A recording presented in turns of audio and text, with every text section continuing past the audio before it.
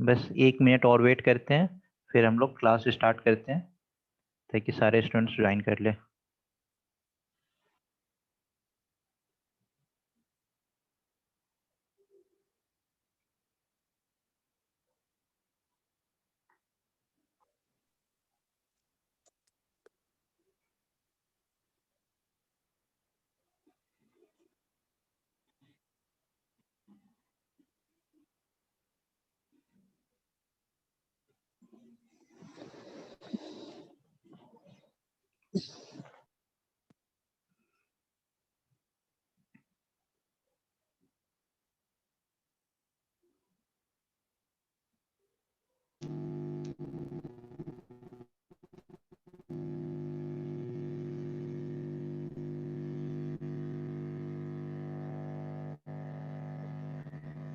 जितने भी स्टूडेंट्स ने ज्वाइन किया है, प्लीज आप सब अपना कैमरा और माइक ऑफ कर लेंगे। शहजाद अहमद, प्लीज आप अपना माइक और कैमरा ऑफ कर लें, क्योंकि कैमरा ऑन रहता है ना तो फिर स्क्रीन पे आते रहेगा, तो फिर वो क्लास लेने में दिक्कत होगी।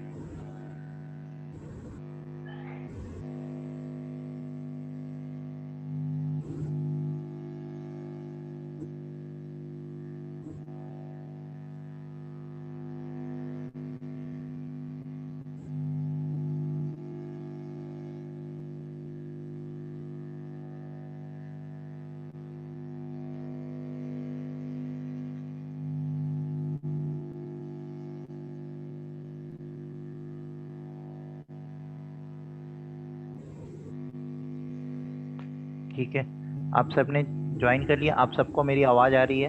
प्लीज जी सहज सर। शहजाद अहमद प्लीज अपना माइक ऑफ कर लेंगे। आप लोग सबको ही अपना माइक ऑफ कर लें प्लीज। जो भी आप लोगों को डाउट होगा ना, ये आप चैट कॉलम से मेरे से पूछ लेना। यस सर, आवाज़ आ रही है। अच्छा, शोर आ रहा है बहुत, आप म्यूट करो वहां से। हाँ वही शोर आ रहा है, वही इसलिए मैं बोल रहा हूँ। वेट, आप मैं अपनी साइड से म्यूट करो सर। सर मेरे साइड में कोई कहीं शोर नहीं है। नहीं वेट नहीं, मैं आप इनको म्यूट करके रखो सर। हाँ, अच्छा मैं अपनी तरफ से म्यूट कर देता हूँ इनको। Okay.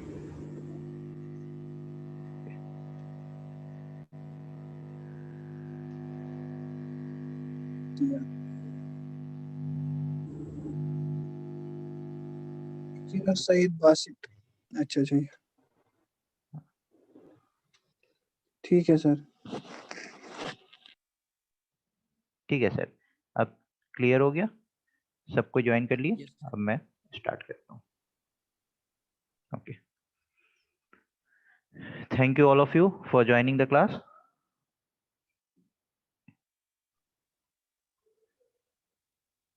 Let's start. Yes, sure, let's start. तो लास्ट क्लास में जब मैंने वीडियो आप लोगों को सबमिट किया था, तो मेरे पास ऐसा रिस्पांस आया कि वीडियो थोड़ा सा टफ लगा आप लोगों को समझ नहीं आया। बट डियर स्टूडेंट्स, मैंने आपका सिलेबस देखा और आपका लास्ट ईयर्स का क्वेश्चन पेपर भी देखा, तो थोड़ा लेवल इकोनॉमिक्स का हाई है। ठीक है, तो ये हो सकता है कि मैंने वीडियो एक्सप्लेन किया तो मुझे आपका रिस्पांस पता नहीं चल रहा था कि आपको समझ आ रहा है कि नहीं आ रहा है। आज हम लोग उसी चीज को सर आप कंटिन्यू करिए। हाँ, मैं कंटिन्यू कर रहा हूँ। आज मैं उसी चीज को आपको बहुत अच्छे से एक्सप्लेन करता हूँ, और आप लोग थोड़ा सा क्लास को इंटरेक्टिव बनाना। मैं धीरे धीरे आप लोगों से जो भी डाउट पूछता जाऊंगा ना कि आपको ये समझ आ रहा है, ये नहीं समझ आ रहा है, आप लोग उसको रिप्लाई करते रहना चैट कॉलम में। ठीक है, तो हम लोग इकोनॉमिक्स स्टार्ट करने जा रहे हैं। अच्छा, आप लोग ये बताइए, इसमें कितने लोगों का इकोनॉमिक्स का बैकग्राउंड है? कितने लोगों को इकोनॉमिक्स के बारे में पता है? और कितने लोगों का इकोनॉमिक्स का बैकग्राउंड नहीं है? जिनका बैकग्राउंड है उन्हें तो दिक्कत नहीं है, बट जिनका बैकग्राउंड नहीं है वो लोग बताएंगे कितने लोग यहाँ पे हैं जिनको इकोनॉमिक्स का बैकग्राउंड नहीं है। सर मुझे एजाज अहमद, मीनॉट, ओके, इरशाद, ओके। ठीक है, आज मैं आप लोगों को इंट्रोडक्शन टू इकोनॉमिक्स पढ़ाता हूँ। ठीक है, और आप लोग बताना कि आपको समझ आ रहा है कि नहीं आ रहा है। लेट्स सी, जिसका इकोनॉमिक्स का बैकग्राउंड है या नहीं है, सबको क्लास समझ आएगा, इट्स माई गारंटी। ठीक है, चलिए हम लोग स्टार्ट करते हैं। सबसे पहला टर्म इकोनॉमिक्स एंड इकोनॉमी। आप लोग कहीं कहीं ये देखते हैं लिखा हुआ होता है इकोनॉमिक्स, और कहीं ये देखते हैं लिखा होता है इकोनॉमी। दोनों में डिफरेंस आप लोगों को पता है? दोनों में क्या डिफरेंस होता है पता है? जब ये इकोनॉमी जो भी आपकी सोसाइटी में हो रहा होता है ना, उसको आप लोग इकोनॉमी बोलते हैं। मीन्स ये प्रैक्टिकली चल रहा होता है अपने सोसाइटी में, ठीक है। और जब इसके स्टडी को हम लोग करते हैं तो उसको हम लोग इकोनॉमिक्स बोलते हैं। तो study of economy is known as economics. इसलिए मैंने आपको बताया था कि इकोनॉमिक्स जो है ये थियोरेटिकल कॉन्सेप्ट है, और जो इकोनॉमी है ये आपका प्रैक्टिकल कॉन्सेप्ट है, ठीक है। अभी हम लोग देखेंगे कि हो क्या रहा है, इकोनॉमिक्स क्या है और इकोनॉमी क्या है, ठीक है। इकोनॉमी आपको मैंने थोड़ा सा पार्ट बताया, इकोनॉमी क्या है, प्रैक्टिकल कॉन्सेप्ट है, और इकोनॉमिक्स क्या है, आपका थ्योरेटिकल कॉन्सेप्ट है, ठीक है।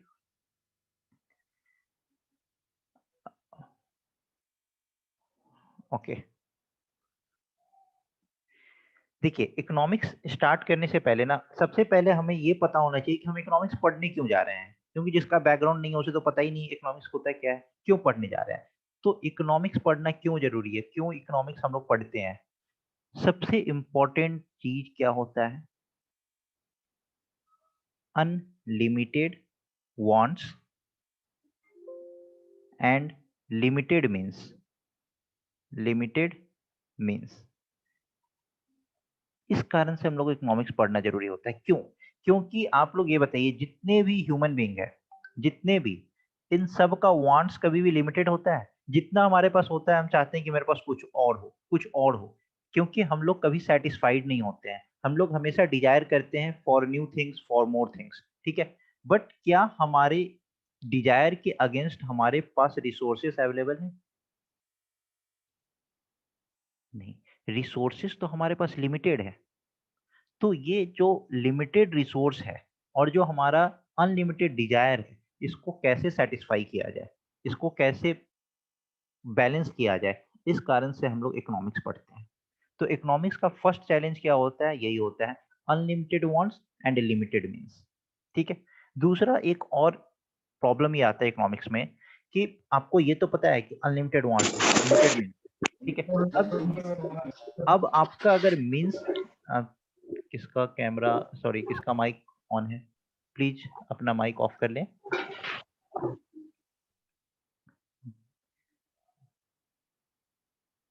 जिसका भी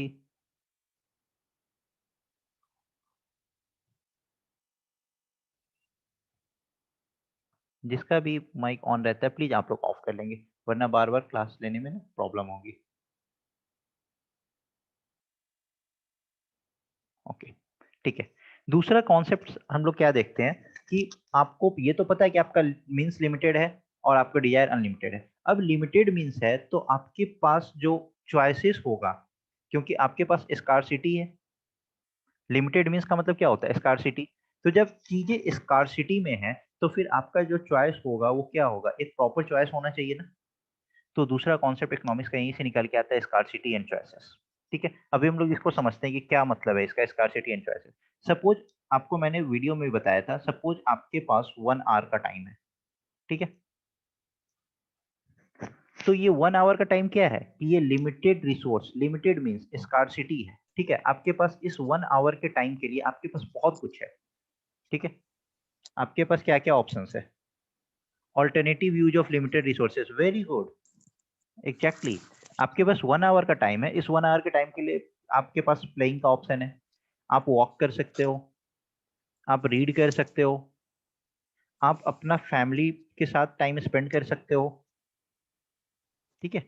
और भी आपके पास बहुत सारे वैरायटी, ठीक है। अब आपको प्रायोरिटाइज करना है कि आपको क्या करना है। इस 1 आवर का टाइम है, जैसे अभी आपका क्लास चल रहा है, तो आप क्लास करने क्यों आए? क्योंकि अभी क्लास आपका प्रायोरिटी में है, ठीक है। अगर क्लास आपका प्रायोरिटी में नहीं रहता तो क्या करते? अगर आप इतने सीरियस नहीं रहते तो आप क्या करते? आप या तो खेलते या फिर कहीं वॉक पे निकल जाते, ऐसा कुछ होता। तो यहाँ पे आपके पास जो टाइम लिमिटेड है, इस लिमिटेड टाइम में आपने एक चॉइसेस किया ना, एक चॉइस निकाला ना कि आपको क्या करना है। अभी पढ़ना है, आपको वीडियो देखना है, अभी पढ़ना है, अभी आपको लाइव क्लास करना है। तो इकोनॉमिस्ट जो होते हैं ना, उनका भी यही काम होता है, क्योंकि वो भी देखते हैं कि हमारे पास जो है इस रिसोर्सेज जो है वो स्कार्स है, स्कार्सिटी में है, कम है। तो उस कम रिसोर्सेस में हमारे चॉइसेस प्रॉपर कैसा होना चाहिए, हम किस तरीके का चॉइस करें कि जो चीज हम ऑप्ट करें वो बहुत यूजफुल हो। ठीक है, ये बताइए, ये 2 पॉइंट आप लोगों को समझ में आए? Unlimited wants and limited means, दूसरा स्कार्सिटी एंड चॉइसेस। इसमें कोई दिक्कत है इस दोनों पॉइंट्स में? क्योंकि बेस आपका इकोनॉमिक्स का यहीं से स्टार्ट होता है। इकोनॉमिक्स हम लोग पढ़ते ही इसलिए हैं। इस दोनों पॉइंट में आप लोगों को कोई दिक्कत?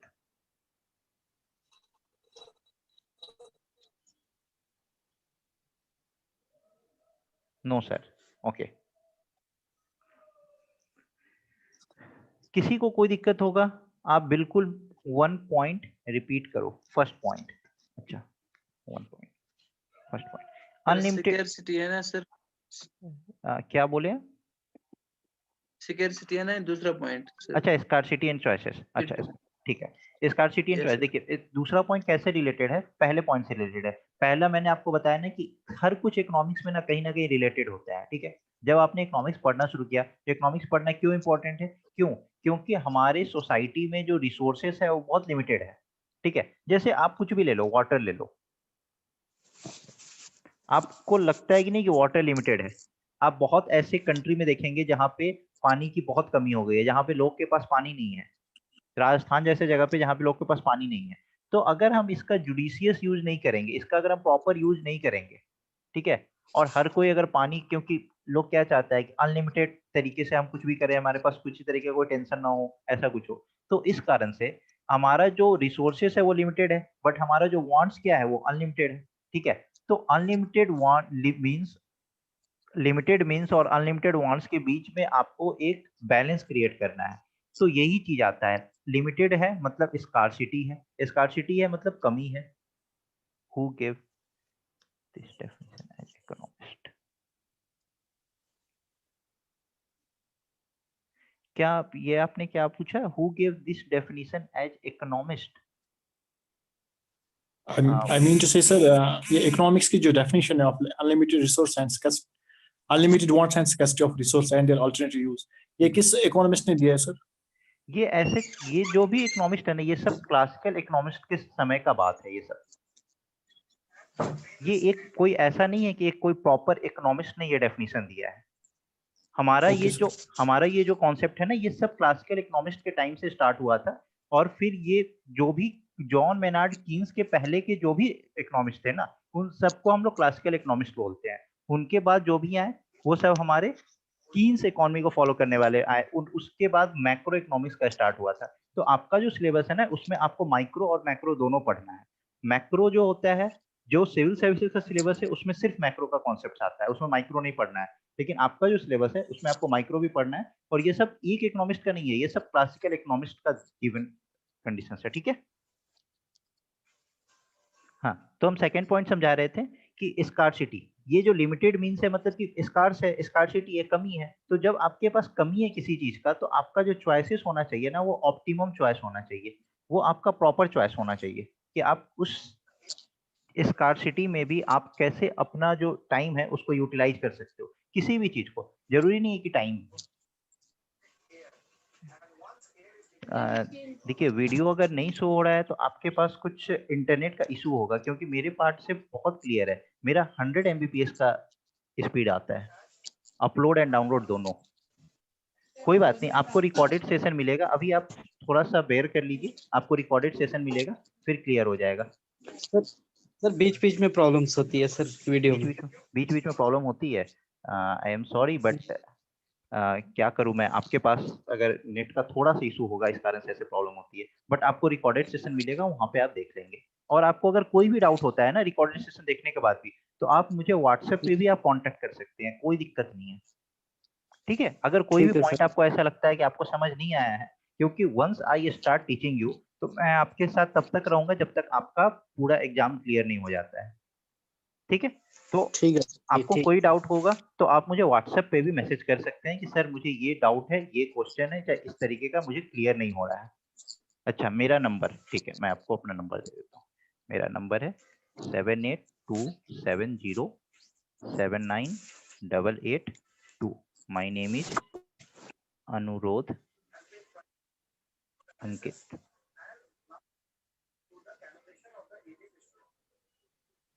हाँ hello sir. Hello sir. Sir अब जो लिंक डायरेक्टली ग्रुप में कर लेना, मैं अब बिजी हो जाऊँ। हाँ सर मैं गुरदीप बोल रहा हूँ, जो अभी आपको मैसेज कर रहा था। ओके। हेलो हेलो सर, मैं आपकी वीडियो तब से अब शो हुई जब नंबर लिखा है, मुझे कुछ नहीं पता आपने पीछे क्या पढ़ाया है। इसका रीजन ये है कि शायद क्योंकि मैं इंडो पाक बॉर्डर के बिल्कुल मतलब किनारे पे मेरा गांव है। ओके तो रिक्वेस्ट करता हूँ सर, आप मुझे इसका रिकॉर्ड वर्जन भेज दीजिएगा, मैं उसको देख सकूँ। अभी मुझे कुछ नहीं पता चल रहा आपने क्या बोला और क्या, मतलब मुझे कुछ सुनाई नहीं दे रहा सर इसका। अच्छा, कुछ सुनाई नहीं दे रहा था। अच्छा कोई बात नहीं, आपको रिकॉर्डेड सेशन मिलेगा तो वहां तो आपका क्लियर होगा ना।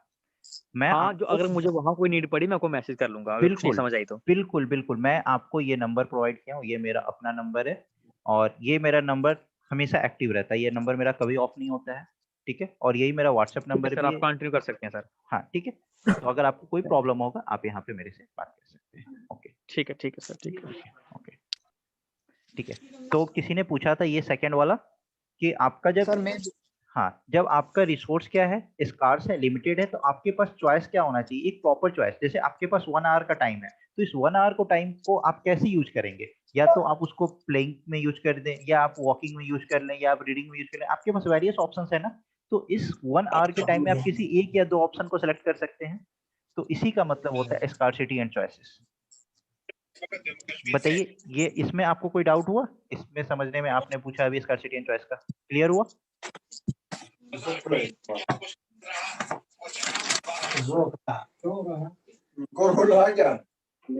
जिसका भी माइक ऑन है प्लीज माइक ऑफ कर लीजिए, प्लीज। Clear sir.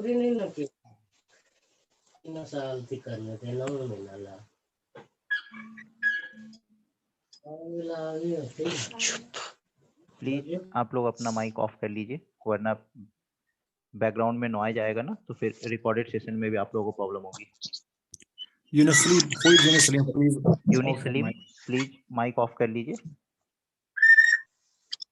एंड जाहिर माजिद आप भी अपना माइक ऑफ कर ले। Okay, thank you.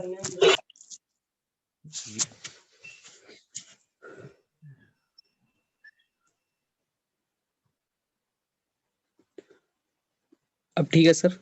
हाँ अभी भी हाँ ठीक है। ओके, प्लीज माइक ऑफ नहीं रहेगा ना, तो फिर बैकग्राउंड में नॉइज आता रहेगा, फिर दिक्कत होती है, ठीक है। तो अब देखिए, इकोनॉमिक्स आपको मैंने बताया, ये सब क्लासिकल इकोनॉमिक्स का गिवन डेफिनेशन सब है। Unlimited wants and limited means. Limited means का क्या मतलब होता है, रिसोर्सेस। अनलिमिटेड वांट्स का क्या मतलब होता है कि आपका जो गोल्स है, आपका जो ऑब्जेक्टिव है वो अनलिमिटेड है, उसका कोई आपके डिजायर का कोई लिमिट है क्या? किसी भी इंसान की डिजायर का कोई लिमिट होता है? नहीं होता है। इसी पॉइंट से सेकंड पॉइंट आपका डिराइव होता है, स्कार्सिटी एंड चॉइसेस। क्योंकि हमें पता है कि हर कुछ क्या है, स्कार्स है, लिमिटेड है।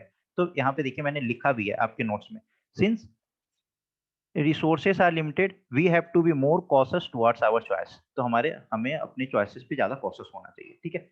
ये सब जो माइक्रो इकोनॉमिक्स का पार्ट है ना, थोड़ा सा डिफिकल्ट लगता है, बट एक बार आप समझने लगेंगे ना पॉइंट बाय पॉइंट, तो आपको फिर समझ आने लगेगा। दूसरा क्या है, इसमें एक कॉन्सेप्ट आता है प्रोडक्शन पॉसिबिलिटी कर्व या ट्रांसफॉर्मेशन कर्व का एक कॉन्सेप्ट आता है। ये क्या है प्रोडक्शन पॉसिबिलिटी कर्व?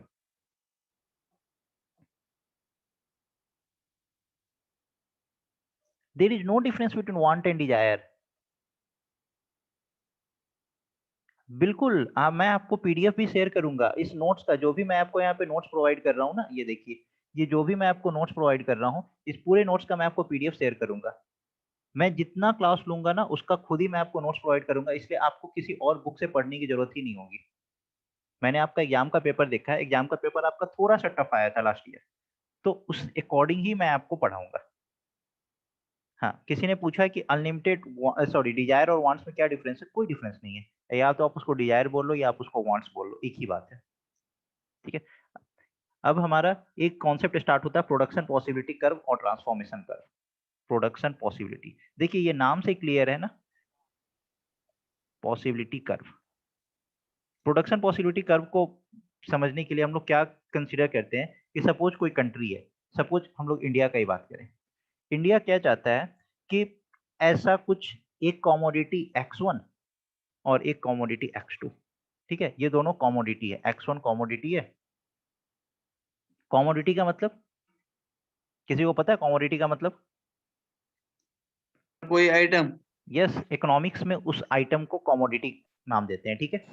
तो इंडिया क्या चाहता है कि इंडिया दो ही चीज को प्रोड्यूस करना है, एक X1 है और एक X2 है, दो ही कमोडिटी है, ठीक है। Goods, very good, goods. तो देखिए ये प्रोडक्शन पॉसिबिलिटी कर्व ना कुछ इस तरीके का बनता है। इसको हम लोग नाम दे देते हैं OB एंड इसको हम लोग नाम दे देते हैं OA, यहां तक, ठीक है। इसका क्या मतलब होता है कि कितना प्रोडक्शन पॉसिबल है। अगर इंडिया अपना सारा रिसोर्सेस अगर X1 कमोडिटी बनाने में लगाता है तो वो टोटल OB क्वांटिटी प्रोड्यूस कर सकता है। लेकिन कोई भी कंट्री ऐसा करेगा क्या कि अपना वो सारा रिसोर्सेस किसी एक पर्टिकुलर कमोडिटी को लगाने में बनाएगा? ऐसा तो नहीं करेगा, क्योंकि उसके पास रिसोर्सेस क्या है, हम लोगों ने अभी पढ़ा है रिसोर्सेस लिमिटेड है, और इस रिसोर्सेस का हम लोगों को प्रॉपर यूटिलाइजेशन करना है ताकि हम वैरायटी बना सके, हम 3-4 नए नए प्रोडक्ट्स बना सके। ऐसा तो नहीं कि हम सिर्फ एक चीज के प्रोडक्शन पे क्या कंट्री चल सकता है? नहीं चल सकता है।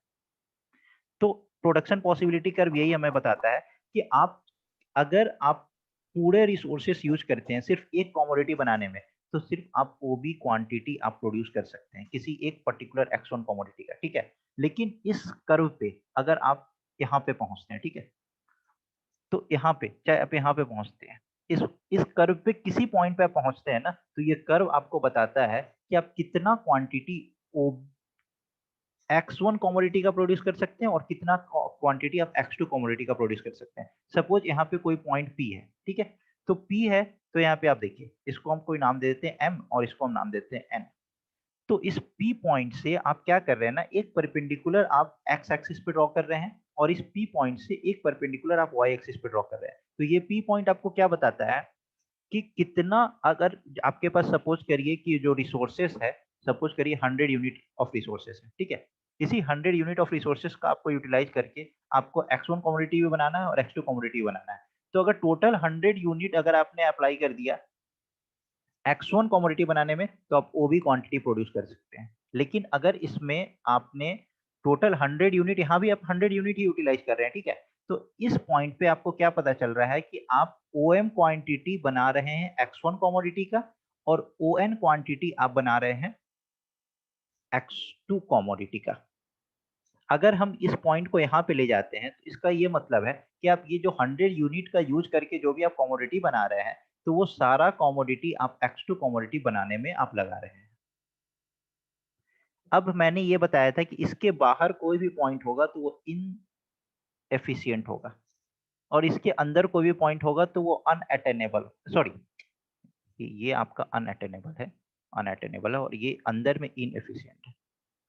अंदर में इनएफिशिएंट क्यों है? क्योंकि आपके पास रिसोर्सेज जो है ना वो 100 यूनिट है, इस 100 यूनिट का यूज करके आप कुछ बना रहे हैं, ठीक है। लेकिन अंदर में अगर किसी भी पॉइंट पे आप जाते हैं ना, तो इसका मतलब ये है ना कि आप रिसोर्सेज को ही पूरा यूज नहीं कर रहे हैं। आप सपोज करिए कि आप 70 unit of resources he use कर रहे हैं, तो आपका इनएफिशिएंट है ना, पूरा एफिशिएंटली तो आप अपने रिसोर्सेज को यूज नहीं कर रहे हैं, ठीक है। लेकिन अगर ये पॉइंट कहीं बाहर में लाई कर रहा है, इट मीन्स कि आप इस जो रिसोर्सेज है उससे ज्यादा आपका डिमांड है, तो वो भी पॉसिबल नहीं है, इसलिए इसको बोलते हैं बाहर के पॉइंट को अनअटेनेबल। तो पता है एग्जाम में किस तरीके का क्वेश्चन आता है? एग्जाम में सपोज करिए कि आपसे इस तरीके से एक ग्राफ दे देगा और बोलेगा this is production possibility curve, ठीक है। इसको ट्रांसफॉर्मेशन कर्व के नाम से भी जानते हैं। और यहाँ पे आपको A B ऐसा कुछ दे देगा और ये पूछेगा this point N defines what. तो A B C D 4 option देगा आपसे और आपसे पूछेगा कि ये N क्या है। Please example of production possibility curve. Okay, ठीक है, ठीक है, मैं आपको अभी बताता हूँ। सपोज करिए कि जो कंट्री है ये दो प्रोडक्ट ही बना रहा है, ठीक है। दो प्रोडक्ट में पहला प्रोडक्ट जो है X1 कमोडिटी, इसको हम कोई नाम दे देते हैं X1, इसको हम कोई नाम दे देते हैं। किस चीज का प्रोडक्शन आप चाहते हैं कि आपकी कंट्री में किस चीज का प्रोडक्शन हो? आप ही बताइए। Mention 2 products. आप ही बताइए, मैं प्रोडक्ट को मेंशन करता हूँ, आप ही बताइए, आपका कॉन्सेप्ट इससे क्लियर होगा जब आप खुद बताएंगे, मैं उसी बेसिस पे आपको बताऊंगा। सपोज करिए एक स्कूटर बनाना है, ठीक है, दूसरा का और दूसरा कार बनाना है, ठीक है, और सर ठीक है। अब एक स्कूटर और एक कार बनाना है। आपके पास स्कूटर और कार बनाने के लिए आपको किस किस चीज का रिक्वायरमेंट होगा? स्टील की रिक्वायरमेंट होगी, रबर आयरन आयरन की, लेदर, और भी बहुत सारे रॉ मटेरियल्स का इस्तेमाल होगा, ठीक है। अब आपके पास सपोज करिए आपके पास स्टील जो है वो 50 केजी है, आयरन जो है वो 100 केजी है। एक ये सब हाइपोथेटिकल फैक्टर्स ऑफ प्रोडक्शन जो है, लेबर की जरूरत है इसमें। देखिए, हाँ, इसमें लेबर, ये सब कुछ फैक्टर्स ऑफ प्रोडक्शन, इसमें सब कुछ आता है। इसमें लेबर भी आएगा, इसमें आपका एंटरप्रेन्योरशिप भी आएगा, इसमें आपका कैपिटल भी आएगा, सब कुछ आता है इसमें। ये सब फैक्टर्स ऑफ प्रोडक्शन की हम लोग बात कर रहे हैं, ठीक है। तो बट आपने पूछा ना कि एग्जांपल के फॉर्म में बताने के लिए, तो इसलिए मैं उसको भी बहुत तोड़-तोड़ के बता रहा हूँ, एकदम लो लेवल पे जाके, ठीक है। अगर आपके पास सपोज करिए कि आपके पास 100 लेबर है, आपके पास एंटरप्रेन्योर 10 एंटरप्रेन्योर है, और आपके पास कैपिटल जो है, मशीनरी वगैरह ये सब आप कुछ भी मान सकते हैं, आपके पास 10 यूनिट है कैपिटल, ठीक है। लैंड आपके पास कुछ भी आप बोल सकते हैं, 2 हेक्टेयर्स ऑफ लैंड, ठीक है। अब समझे आप, ये आपका पूरा रॉ मटेरियल्स है, ठीक है। इसका यूज करके ही आप ये स्कूटर और ये कार बनाएंगे। अगर आपने ये सब कुछ, ये पूरा यूज किया सिर्फ स्कूटर बनाने में, तो आप सपोज करिए यहाँ पे ओबी लिखा, तो यहाँ पे सपोज करिए यहाँ पे 50 स्कूटर बन गया, ठीक है। अगर आपने ये सब कुछ यूज कर दिया एक पर्टिकुलर एक कमोडिटी बनाने में, तो आप 50 स्कूटर बना पाए, ठीक है। अगर आपने ये सब कुछ यूज कर दिया सिर्फ कार बनाने में, तो सपोज करिए यहाँ पे ओए है, ये सपोज करिए यहाँ पे 20 कार आप बना पाए, ठीक है। तो ये तब है जब आपने सारा का सारा रिसोर्सेस एक पर्टिकुलर कमोडिटी को बनाने में लगा दिया। लेकिन प्रोडक्शन पॉसिबिलिटी कर्व आपको क्या बताता है कि आप कितना एक प्रोडक्ट को बनाने में लगाएं, कितना दूसरे प्रोडक्ट के लिए। तो सपोज करिए हम इस पॉइंट पे जाते हैं, इस पॉइंट पे, तो ये पॉइंट हमें ये बताता है कि यहाँ पे आप ये सारे रिसोर्सेज का यूज कर रहे हैं, 50 केजी, 100 केजी, जो भी लेदर आपके पास अवेलेबल है, जो भी लेबर आपके पास 100 लेबर अवेलेबल है, एंटरप्रेन्योर कैपिटल लैंड जो भी अवेलेबल है, तो इसको हम लोग कोई पॉइंट पी दे देते हैं, ठीक है। तो इस पॉइंट पी पे ये बात हो रही है कि अगर आप ये पूरा रिसोर्सेस यूज कर रहे हैं, तो आप यहाँ पे 10 कार बना पा रहे हैं, और यहाँ पे 40 स्कूटर बना पा रहे हैं, या यहाँ पे 15 कार बना पा रहे हैं और यहाँ पे 40 स्कूटर बना पा रहे हैं। इस तरीके से यहाँ पे अगर आप पॉइंट पी का नाम दे रहे हैं, तो इसका मतलब ये है कि आप कार कितना बना पा रहे हैं। तो सपोज करिए आप 5 कार बना पा रहे हैं, 48 स्कूटर बना पा रहे हैं। अगर ये पॉइंट यहाँ पे लाई कर रहा है, तो ये प्रोडक्शन पॉसिबिलिटी कर्व क्या बताता है कि आपके पास जो अवेलेबल रिसोर्सेस है, इस अवेलेबल रिसोर्सेस में आपका प्रोडक्शन कैसे कैसे पॉसिबल है, मतलब कितना क्वांटिटी आप स्कूटर बना सकते हैं और कितना क्वांटिटी आप कार प्रोड्यूस कर सकते हैं। बताइए, ये समझ आया? अब इसमें मैंने आपको 2 चीज बताया था। एक पॉइंट जो इस कर्व के बाहर लाई करेगा, सपोज करिए इसको हमने H नाम दे दिया, तो ये क्या है? अनअटेनेबल। इसका क्या मतलब है कि यहाँ पे ये अनअटेनेबल ये बता रहा है कि आपको अब रिसोर्सेस क्या है, आपको ज्यादा रिसोर्सेस चाहिए। आप 50 केजी स्टील नहीं, अब आपके पास रिसोर्सेस ज्यादा होना चाहिए। तो ये तो हम अनअटेन नहीं कर सकते, क्योंकि हमारा रिसोर्स तो क्या है, लिमिटेड है ना। तो इसीलिए इस पॉइंट को बोलते हैं अनअटेनेबल, कि हम इसको अटेन नहीं कर सकते हैं। और अगर ये पॉइंट कहीं यहाँ पे अंदर लाई कर रहा है, तो इसका मतलब ये है ना कि जो आपके पास रिसोर्स है ना, उस रिसोर्सेस का प्रॉपर यूटिलाइजेशन भी नहीं कर रहे हैं। तो इसीलिए इसको बोलते हैं इनसफिशिएंट। इनसफिशिएंट मीन्स आपके पास स्टील अगर 50 केजी है ना, तो आप सिर्फ 30 केजी स्टील का ही इस्तेमाल कर रहे हैं। आपके पास अगर लेबर 100 लेबर है, तो आप सिर्फ 70 लेबर का ही इस्तेमाल कर रहे हैं। तो आप क्यों 70 लेबर का इस्तेमाल करेंगे जब आपके पास 100 लेबर है? आपका फिर कंट्री का ग्रोथ कैसे होगा? तो आपको प्रॉपर यूटिलाइजेशन करना है ना। यही कॉन्सेप्ट होता है चॉइस का, स्कार्सिटी का। यहीं से ये कॉन्सेप्ट निकल के आया था। यहीं से ये सब जब कॉन्सेप्ट आया था ना, तो प्रोडक्शन पॉसिबिलिटी कर्व तब दिया गया था। ये होता है प्रोडक्शन पॉसिबिलिटी कर्व। अब बताइए, ये पॉइंट आपको समझ आया? बाहर का पॉइंट, अंदर का पॉइंट, इस कर्व पे कोई भी पॉइंट, इस कर्व पे कोई भी पॉइंट आपको क्या बताता है कि how much quantity of x1 sir and इसमें x2। बोथ सर इसमें जो बोथ है ना x1 एंड x2, ये आउटपुट एक्सिस है ना, दोनों है ना, कि हमें ये रिसोर्स मतलब आइटम्स देते हैं, मतलब स्कूटर्स कितने बने हैं, कार्स कितने बने हैं, तो इसमें कोई इनपुट एक्सेस नहीं है। नहीं, इनपुट एक्सेस नहीं है। इनपुट एक्सेस तो आपका यहाँ पे कांस्टेंट है। यहाँ पे देखिए, आपके पास रिसोर्सेज तो लिमिटेड है ना। अब कोई कंट्री से सपोज इंडिया ही अगर कुछ बनाना चाहता है तो उसको तो पता है नहीं कि उसके पास कितना रिसोर्सेस है, तो उसके पास रिसोर्सेस तो लिमिटेड है। उस लिमिटेड रिसोर्सेस का यूज करके वो प्रोडक्शन पॉसिबिलिटी कर्व देखता है। अब वो क्यों देखेगा कि अगर आपके कंट्री में सपोज करिए हमारे कंट्री में अगर डिमांड जो है वो कार का ज्यादा है और स्कूटर का कम है, तो फिर ये क्या करेगा, ये इस कर्व को कहीं पे यहाँ पे लेके जाएगा। अगर कार का डिमांड ज्यादा है तो हम ज्यादा कार बनाएंगे और कम स्कूटर बनाएंगे, ठीक है। बट यही प्रोडक्शन पॉसिबिलिटी दूसरे कंट्री के लिए डिफरेंस होगा, क्योंकि अगर उस कंट्री में अगर स्कूटर का डिमांड ज्यादा है तो वो उसको यहाँ पे यूज करेगा, उसके लिए रिसोर्सेस अलग होगा। यस सर आया समझ मतलब मेरे कहने का मतलब ये है कि दोनों एक्सिस आउटपुट एक्सिस हैं, जी हाँ, दोनों मतलब चाहे एक्सिस जो है स्कूटर हो या आउटपुट एक्सिस। कार। हाँ, इनपुट तो आपका कांस्टेंट है ना, इनपुट को तो आप चेंज नहीं कर सकते क्योंकि रिसोर्सेस तो आपको पता होगा ना कि आपके पास कितना रिसोर्सेस है। ये जो दोनों एक्सिस है ना, ये आउटपुट एक्सिस है, तभी तो प्रोडक्शन पॉसिबिलिटी बता रहा है कि प्रोडक्शन मतलब कितना प्रोड्यूस होके निकल रहा है, तो ये आउटपुट एक्सिस है। एडवांस में भी पता होगा कि हमारे पास कितना बिल्कुल, जब रिसोर्स है। आपको पता होगा तभी तो उसी बेसिस पे ना आप कुछ किसी चीज का प्रोडक्शन करने जाएंगे। अगर आप, हाँ किसी का मैसेज आ रहा है कि आप वीडियो नहीं देख पा रहे हैं, तो अच्छा Bhatt Asim once again sir, ठीक है मैं एक बार और एक्सप्लेन कर देता हूँ। और जो वीडियो मेरा नहीं देख पा रहे हैं, आई एम सॉरी बट मैं क्या करूँ, मेरे पास नेट का इशू, मेरे तरफ से कोई प्रॉब्लम नहीं है, आपके तरफ से कोई नेट का इशू आ रहा है। तो आपको मैं फिर भी बोल रहा हूँ कि आप प्लीज क्लास कंटिन्यू करें। अगर आपको कोई भी प्रॉब्लम होता है ना तो आप मेरे से व्हाट्सएप पे पूछ सकते हैं, मैं आपको बिल्कुल क्लियरली बता दूंगा, अच्छे से समझा दूंगा, क्योंकि मैं भी समझ रहा हूँ कि आप लोगों को बहुत प्रॉब्लम है नेट का, और शायद नेट के इशू से ही आप लोगों का क्लास बहुत दिन से पोस्टपोन होता जा रहा है। ठीक है, हाँ ये जो आप पूछ रहे थे ये आपको समझ आया, ये आउटपुट एक्सिस दोनों आउटपुट ही यस बता सर, रहा है, ठीक है समझ आ गया। अच्छा, किसी ने पूछा कि सर एक बार और थैंक यू एक्सप्लेन सर। कर दीजिए। भट्ट आमीन, भट्ट आप बताएं आपको क्या समझ नहीं आया, मैं आपको फिर से एक्सप्लेन कर दूंगा, बट आप बताएं कि क्या समझ नहीं आया इसमें। ठीक है, मैं बहुत ही फ्रेंडली हूँ, मैं अपने स्टूडेंट्स के साथ बहुत अच्छे से बिहेव करता हूँ, सर जब तक आपको समझ नहीं आएगा मैं आगे नहीं बढ़ूंगा। सर हाँ बोलिए। सर मेरे जो है ना पॉइंट पी, एफिशिएंट पॉइंट कौन से कहलाएंगे इसमें सर? अगर हम एफिशिएंट फ्रंटियर कहेंगे, एफिशिएंट फ्रंटियर या minimum error frontier, efficient frontier कौन सा होगा सर इसमें? सॉरी एक बार आपकी आवाज क्लियर नहीं आई।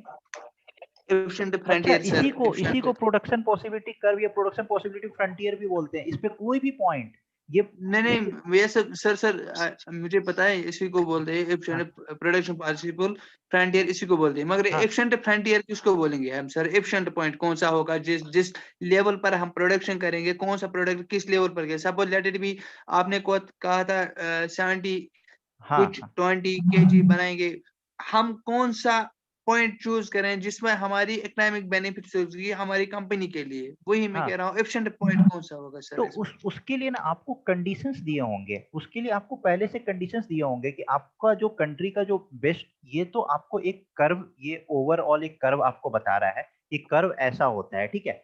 जब आप जो Yes, sir. पूछ रहे हैं ना कि जो आपका जो सेंटर पॉइंट होगा, तो उसके लिए आपको ना कंडीशंस प्रोवाइडेड होंगे कि आपको आपकी कंट्री के लिए, ये तो मैंने बताया ना कि हर कंट्री का अलग अलग होगा, किसी में मैं कह रहा हूँ इंडिया की बात, सपोज लेट इट बी, हाँ हम किस बेस पर हम लेंगे, कितना प्रोडक्शन करेंगे सर? अगर हम इंडिया की बात करेंगे sir, India as a whole, हम किस पॉइंट पर कंसिडर करेंगे उस टाइम, कौन सी कंडीशन चूज करेंगे? हम इतनी प्रोडक्शन करेंगे इस साल, या इतनी प्रोडक्शन करेंगे इस मंथ में, और इस प्रोडक्ट को इससे कंपेयर करें। अगर हम एक production, suppose let it be, हम दो, आपने कहा था स्कूटर और कार हम कार का, हाँ मैन्युफैक्चरिंग ठीक है, करेंगे, ये सर यही है ना सर? अगर हम स्कूटर बनाएंगे 100, कार हाँ बनाएंगे 10, ठीक है, ये सर? हाँ ठीक है, सर डिमांड, इसमें डिमांड कंसिडर करनी है पहले, किन ऐसे हाँ ही हम बनाएंगे सर? वही मैं आपको बता रहा हूँ कि इसमें क्या होता है ना, इसमें डिमांड ही कंसीडर, इसमें इसीलिए तो ये जो पढ़ रहे हैं ना, इसमें हम लोग क्या पढ़ रहे हैं, ये हम लोग कंज्यूमर बिहेवियर को स्टडी कर रहे हैं।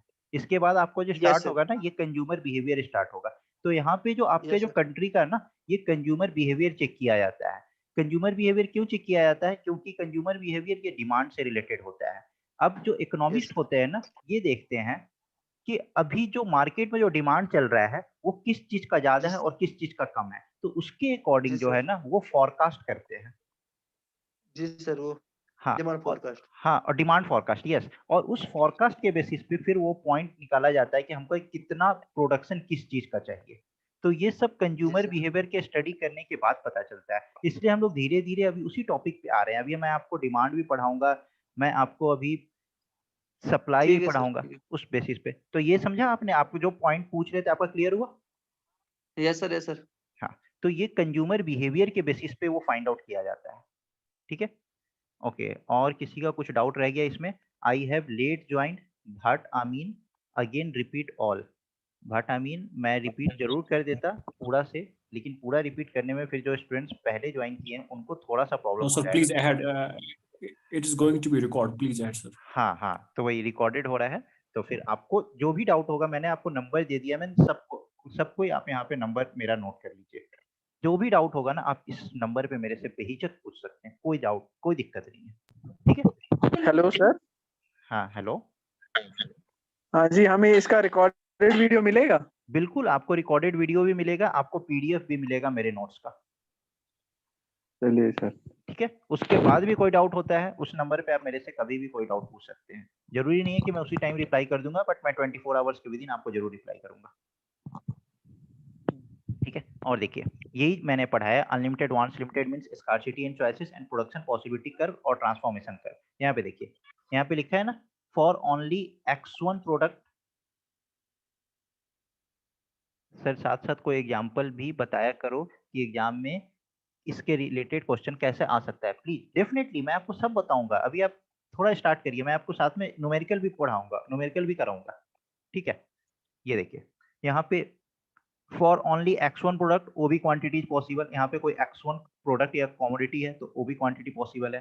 For only x2 product O A quantity possible, but the curve A B shows all the combination of product x1 and x2 which can be produce. तो ये जो कर्व ए बी है ना, ये पूरा कॉम्बिनेशन बताता है कि कितना x1 प्रोड्यूस हो सकता है, कितना x2 प्रोड्यूस हो सकता है। यहाँ पे देखिए, यहाँ पे अगर ये पॉइंट ई है तो ये क्या है, इनसफिशियंट। ये पॉइंट एच है तो ये unattainable. Any point on curve A B is efficient combination. तो कोई भी पॉइंट ए बी कर्व पे क्या होता है, एफिशिएंट कॉम्बिनेशन। ठीक है, इतना आप लोगों ने समझा अभी तक? ओके,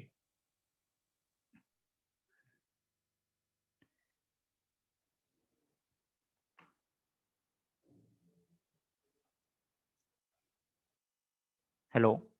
आई थिंक आप लोगों को कुछ नेट का इशू आ रहा होगा।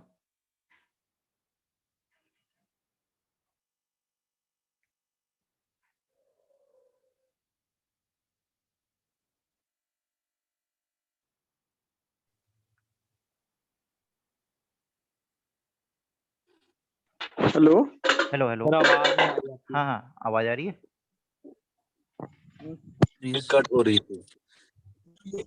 इनसफिशिएंट पॉइंट है ना सर? हाँ, इनसफिशिएंट, बिल्कुल ये इनसफिशिएंट है। Please may you repeat this point? Yes बिल्कुल, मैं अभी आपको रिपीट कर देता हूँ। ये देखिए, ये जो पॉइंट है ना, ये अंदर में लाई कर रहा है। तो अभी मैंने आपको बताया ना कि जैसे आपके पास वैरायटी है, ये देखिए यहाँ पे जो मैंने भी आपको बताया कि आपके पास स्टील 50 केजी है, आपके पास आयरन 100 केजी है, आपके पास लेदर कुछ 20 केजी है, लेबर आपके पास 100 लेबर्स हैं, ये सब आपके पास पॉसिबल है। ठीक है, तो विद इन दिस अगर आप यहाँ पे कोई पॉइंट ई है, मींस यहाँ पे अगर आप कोई प्रोडक्शन कर रहे हैं तो आप पूरा ही इस चीज का यूज नहीं कर रहे हैं। आप स्टील सपोज करिए कि आप 30 केजी स्टील यूज कर रहे हैं, लेबर आपके पास 100 लेबर है तो आप 70 लेबर यूज कर रहे हैं। तो इसलिए इनसफिशिएंट मतलब ये सफिशिएंट कंडीशन नहीं है, इससे ज्यादा भी आप यूज कर सकते हैं। इसीलिए कोई भी पॉइंट इसके अंदर जो लाई करेगा उसको बोलेंगे इनसफिशिएंट, कोई भी पॉइंट इसके बाहर जो लाई करेगा उसको बोलेंगे अनअटेनेबल, और कोई भी पॉइंट इस पे लाई करेगा तो आपका एफिशिएंट कंडीशन होगा। सर जो हम ये रिसोर्सेज इनसफिशिएंट में अच्छी तरह यूटिलाइज नहीं करते हैं, हाँ, इसका रीजन क्या है? What's the reason behind that? ये स्किल की प्रॉब्लम है या ये वैरायटी ऑफ प्रॉब्लम्स है। ये स्किल की भी प्रॉब्लम हो सकती है, ये आपका कोई नेचुरल डिजास्टर्स भी हो सकता है। ये सब चीज पे ये डिपेंड करता है कि हम क्यों, हमारा जो एफिशिएंट कंडीशन है उस एफिशिएंट कंडीशन को हम क्यों अचीव नहीं कर पाते हैं। तो हमारे पास वैरायटी ऑफ थिंग्स है। यहाँ पे एक्सटर्नलिटी का कॉन्सेप्ट आता है, अभी मैं आपको एक्सटर्नलिटी का कॉन्सेप्ट भी बताऊंगा। यहाँ पे कोई नेचुरल डिजास्टर भी हो सकता है। सर जो ये ई पॉइंट है ना, हाँ हाँ, उसका हम कोऑर्डिनेट्स निकाल सकते हैं कि हमने कितने स्कूटर्स बनाए या बिल्कुल कितने बिल्कुल कार्स निकाल बनाए सकते हैं, हैं। बिल्कुल निकाल सकते हैं कोऑर्डिनेट्स। यहाँ से आप बस यहाँ से आप क्या करिए, एक परपेंडिकुलर इस पे ड्रॉ करिए, एक परपेंडिकुलर इस पे ड्रॉ वाई करिए। नहीं आ रही। यहाँ से आप एक परपेंडिकुलर एक्स एक्सिस पे ड्रॉ करिए और एक परपेंडिकुलर वाई एक्सिस पे ड्रॉ करिए, तो यहाँ से आप ये जो आपका कोऑर्डिनेट बता देगा कि आप कितना कर यूज कर रहे हैं। बट ये इनसफिशिएंट है। क्यों इनसफिशिएंट है? क्योंकि बहुत सारे रीजन हैं। रिसोर्स यूज नहीं किया। बिल्कुल नहीं की भाई। क्लियर हुआ अब? Yes sir. ओके ठीक है। आपने किसी ने मैसेज किया sir please go point by point. मैं पॉइंट बाय पॉइंट ही आपको पढ़ाऊंगा, आपको मैं इस आपके सिलेबस के अकॉर्डिंग ही पढ़ाऊंगा। ये सब अभी इकोनॉमिक्स का इंट्रोडक्शन चल रहा है। आपको कोई डाउट है क्या इसमें? Sir, please, what's the shape of, what's the nature of production possibility curve? It's concave or convex? If it's concave, why it's concave? If it's convex, why it's convex? Okay ये देखिए, ये जो आप concave और convex जो पूछ रहे हैं ना, ये बेसिकली क्या होता है, ये कनकेव होता है। ठीक है, कनकेव क्यों होता है? क्योंकि आपका जो कर्व है ना, ये तो कर्व या तो आप सफिशिएंट कंडीशन पे रहते हैं। ये जो भी स्क्रीन पे जो लोग इस तरीके से कर रहे हैं प्लीज बंद कर दें। ये आपका कनकेव मोस्टली क्यों होता है? क्योंकि जब आप पी पे रहते हैं, ठीक है, या आपका जो सफिशिएंट कंडीशन होता है, तो देयर आर वेरियस फैक्टर्स जब आप इस सफिशिएंट कंडीशंस को अचीव नहीं कर सकते हैं। किसी भी एक्टिविटी के कारण अगर आप सफिशिएंट कंडीशन अचीव नहीं करते हैं तो इन सफिशिएंट कंडीशन हो गया। ठीक है, तो जब ये इनसफिशिएंट कंडीशन होता है ना, तो at that time it mostly act as a concave. ठीक है, बट कभी कभी क्या होता है ना कि हम अपने रिसोर्सेज के अगेंस्ट जाने का काम करते हैं, जो कि प्रैक्टिकली पॉसिबल नहीं होता है। तो उस केस में ये कनकेव अपना बिहेवियर शो करता है। बट एक्चुअली जो प्रोडक्शन पॉसिबिलिटी कर्व होता है वो कनकेव नेचर का होता है, कन्वेक्स नेचर का नहीं होता है। ठीक है,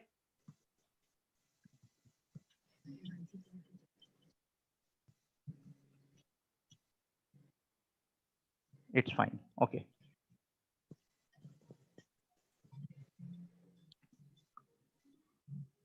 ठीक है। अब हम लोग थोड़ा सा, आपको माइक्रो और मैक्रो के बीच का डिफरेंस पता होगा। माइक्रो इकोनॉमिक्स क्या होता है और मैक्रो इकोनॉमिक्स क्या होता है। माइक्रो इकोनॉमिक्स जनरली क्या होता है? Study of particular market. अगर आप किसी पर्टिकुलर मार्केट का स्टडी कर रहे हैं, किसी एक छोटे सेगमेंट का, देखिए यहाँ पे माइक्रो और मैक्रो में सबसे अच्छा चीज आपको क्या पता है कि आपको देखना है कि माइक्रो का नाम, माइक्रो मतलब छोटा, मैक्रो मतलब बड़ा। तो जब छोटे पैरामीटर पे किसी भी चीज का हम बात करते हैं तो that is your micro economics. जब बड़े पैरामीटर पे हम किसी भी चीज का बात करते हैं तो वो आपका क्या होता है? Macro economics. अब आप ये बताइए, कभी आपने ये सुना है क्या कि आपकी सोसाइटी का इन्फ्लेशन अभी बहुत हाई है? लेकिन ये जरूर सुना होगा ना कि कंट्री का इन्फ्लेशन अभी हाई चल रहा है ना? Yes, तो sir, country का inflation. हाँ ठीक है ना, सुना है ना? तो इन्फ्लेशन क्या होगा? मैक्रो के अंदर आएगा कि माइक्रो के अंदर आएगा? Macro के अंदर आएगा मैक्रो के inflation. अंदर मैक्रो आएगा। Sir, macro. हाँ, Yes, sir. अनएम्प्लॉयमेंट क्या होगा? Macro के अंदर मैक्रो। आएगा. Macro sir. अब आपने कभी ये सुना होगा कि आपकी सोसाइटी में अभी लेबर की कमी चल रही है? ये तो सुनते हैं ना आप? माइक्रो। हाँ, माइक्रो। तो ये देखिए, तो यही यहाँ पे Yes, लिखा sir. हुआ है कि जब कंज्यूमर, छोटे लेवल पे जब कंज्यूमर बिहेवियर का बात करेंगे, इंडिविजुअल लेबर मार्केट का बात करेंगे, किसी फॉर्म्स का थ्योरी का बात करेंगे, तो ये सब किससे रिलेटेड होता है? माइक्रो से रिलेटेड होता है। जैसे supply and demand in individual market, individual consumer behaviour, individual labour market, demand for labour, wage determination, externalities. अब ये एक्सटर्नलिटीज क्या है, ये मैं अभी आपको समझाता हूँ। Externality arising from production and consumption. Example, ये मैं अभी आपको समझाता हूँ, जस्ट वेट। उसके पहले ये देख लीजिए मैक्रो। मैक्रो में क्या होगा? तो जब भी हम बड़े पैरामीटर पे किसी चीज का बात करेंगे वो तो सब मैक्रो के अंदर आएगा। मॉनेटरी पॉलिसी किसके अंदर आएगा? माइक्रो की मैक्रो? Macro. मैक्रो। पूरे नेशनल लेवल पे बात होता है। फिस्कल पॉलिसी किसके अंदर आएगा? ये सब बजट से रिलेटेड, Macro. टैक्स से रिलेटेड, ये सब macro. Reason for inflation and unemployment किसके अंदर आएगा? मैक्रो। इकोनॉमिक ग्रोथ किसके अंदर आएगा? मैक्रो। इंटरनेशनल ट्रेड ग्लोबलाइजेशन किसके अंदर आएगा? मैक्रो। Macro. गवर्नमेंट बोरोइंग किसके अंदर आएगा? मैक्रो। तो ये जो भी बड़े पैरामीटर पे बात होगा वो मैक्रो, जो भी छोटे पैरामीटर पे बात होगा वो माइक्रो। यहाँ से नाम से क्लियर है, देखिए मैंने डेफिनेशन में भी लिखा है, it is the study of particular market and segment of the economy. It looks at issues such as consumer behaviour, individual labor market and theory of forms. Macroeconomics में क्या है? It is a study of whole economy. It looks at aggregate variables such as aggregate demand, national output, inflation. अच्छा, अभी मैं आपको demand भी बताता हूँ कि डिमांड क्या होता है। उसके पहले मैं आपको एक्सटर्नलिटीज क्लियर करता हूँ। ठीक है, ये देखिए एक्सटर्नलिटी क्या है। देखिए एक्सटर्नलिटी क्या है ना, ये एक इकोनॉमिक टर्म है, ये किसी थर्ड पार्टी के आने पे जो कॉस्ट या बेनिफिट अराइज होता है उसी को एक्सटर्नलिटी बोलते हैं। सपोज करिए कि यहाँ पे एक विलेज है, ठीक है, एक विलेज है, इस विलेज में एक कोई थर्ड पार्टी आता है, उसको यहाँ पे इंडस्ट्री सेटअप करना है, ठीक है, तो यहाँ पे आके एक बड़ा सा इंडस्ट्री ये सेटअप करता है। अब जब ये इंडस्ट्री यहाँ पे सेटअप कर रहा है तो ये तो छोटे लेवल पे बात हो रहा है, इसलिए एक्सटर्नलिटी जनरली क्या होता है, माइक्रो के अंदर आता है। इकोनॉमिक्स डेवलपमेंट किस में आता है, micro. Economic development obviously macro का बात होगा, मैक्रो है सर। विलेज, ये पहले आप समझ लीजिए एक्सटर्नलिटी। एक्सटर्नलिटी समझिएगा, बहुत मजा आएगा। ये देखिए एक छोटा सा विलेज है आपका, इस विलेज में कोई थर्ड पार्टी आता है जिसको यहाँ पे इंडस्ट्री सेटअप करना है। तो ये जब इंडस्ट्री सेटअप करता है यहाँ पे, तो इसको यहाँ पे कुछ लेबर का रिक्वायरमेंट होगा, ठीक है, कुछ रिसोर्सेज का रिक्वायरमेंट होगा, जो रिसोर्सेज इसको यहाँ पे इस लोकल मार्केट से मिल जाएगा, ठीक है। तो जब ये इंडस्ट्री सेटअप करने वाला यहाँ पे आता है, जब एंटरप्रेन्योर यहाँ पे आते हैं, तो जब इसको लेबर का रिक्वायरमेंट होगा तो लेबर की कहाँ से लेगा, आप जो जिस विलेज में गया है सेटअप करने के उसी विलेज से लेबर लेगा, लेबर हायर करेगा, ठीक है। तो आपके लिए ये क्या हो गया, ये बेनिफिट हुआ कि नहीं, बेनिफिट है sir. Yes. But at the same time जब इस इंडस्ट्री से कुछ हार्मफुल गैसेस रिलीज होंगे, एमिट होंगे, तो ये क्या करेगा, ये प्रोडक्शन पूरे पे इफेक्ट सोसाइटी को, हाँ बिल्कुल, ये पूरे सोसाइटी को पॉल्यूट करेगा। यहाँ पे जो वाटर होंगे वो भी पॉल्यूटेड होंगे, थोड़ा एयर भी पॉल्यूट होगा। तो ये क्या हो रहा है, ये इससे कुछ कॉस्ट भी तो जनरेट हो रहा है, मीन्स कि कुछ लॉस भी तो आ रहा है ना। तो एक्सटर्नलिटी दो तरीके का होता है, पॉजिटिव एक्सटर्नलिटी और निगेटिव एक्सटर्नलिटी। तो जब थर्ड पार्टी के इन्फ्लुएंस के कारण कुछ बेनिफिट या कॉस्ट इनकर होता है तो उसी को हम एक्सटर्नलिटी बोलते हैं। तो ये जनरली लोकल लेवल पे होता है ना, कोई छोटे लेवल पे जाता है कहीं पे, कोई सोसाइटी में कुछ अब यहाँ पे सर, जब यहाँ पे एक मिनट, यहाँ पे कोई इंडस्ट्री सेटअप करने आया है, तो यहाँ पे देखिए आपको बेनिफिट भी बहुत सारा होता है। बेनिफिट क्या होगा कि यहाँ पे आपके लिए एक इंफ्रास्ट्रक्चर ये डेवलप करेगा, क्योंकि इसको यहाँ से रिसोर्सेज तो मिल जाएगा, लोकल मार्केट से इसको वेरिएबल रिसोर्सेज मिल जाएगा, बट इस रिसोर्सेज का जब ये प्रॉपर प्रोडक्शन करेगा, प्रोडक्शन करने के बाद इसको फिर मार्केट में सेल करना होगा। अब यहाँ पे रोड्स नहीं होगा तो क्या करेगा, यहाँ पे रोड्स बनाएगा, ठीक है। तो इससे क्या होगा कि यहाँ पे एम्प्लॉयमेंट जनरेट होगा। यस, अरे किसी ने बहुत अच्छा पॉइंट लिखा है, एम्प्लॉयमेंट ऑल्सो, वंडरफुल। यस, यहाँ पे एम्प्लॉयमेंट जनरेट होगा, यहाँ पे धीरे धीरे और डेवलपमेंट क्रिएट होगा, इंफ्रास्ट्रक्चर डेवलप होगा, तो ये सब बेनिफिट्स होगा। बट इससे रिलेटेड कुछ लॉस भी होते हैं, तो फिर यही इसी का मतलब होता है एक्सटर्नलिटी, बेनिफिट या loss arise due to third party. हाँ बोलिए, आप क्या बोल रहे थे। सर मैं बोल रहा था इसमें आता है एबेटमेंट कॉस्ट, वो क्या होता है? एबेटमेंट कॉस्ट, ठीक है। एबेटमेंट कॉस्ट जनरली क्या होता है ना, कॉस्ट क्या होता है जब आप किसी तरीके का कुछ लॉस करते हैं। अच्छा, कॉस्ट से आप क्या समझते हैं, आप ये बताइए, आप मुझे बताइए।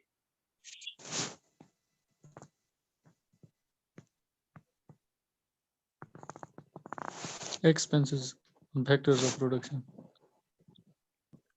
कहाँ आ क्या जाएंगे? क्या समझते हैं,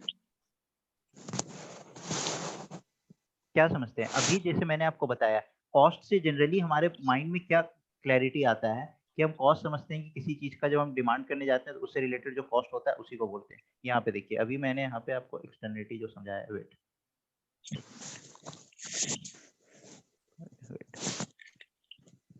हाँ, कॉस्ट मतलब क्या होता है, लॉस।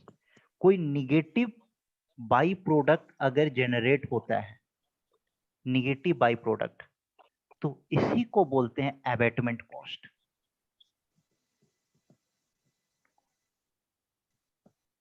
आप कुछ अच्छा इंडस्ट्री सेटअप करने गए हैं, आप कुछ अच्छा, बट उससे रिलेटेड कोई बाई प्रोडक्ट भी तो जनरेट होता है ना।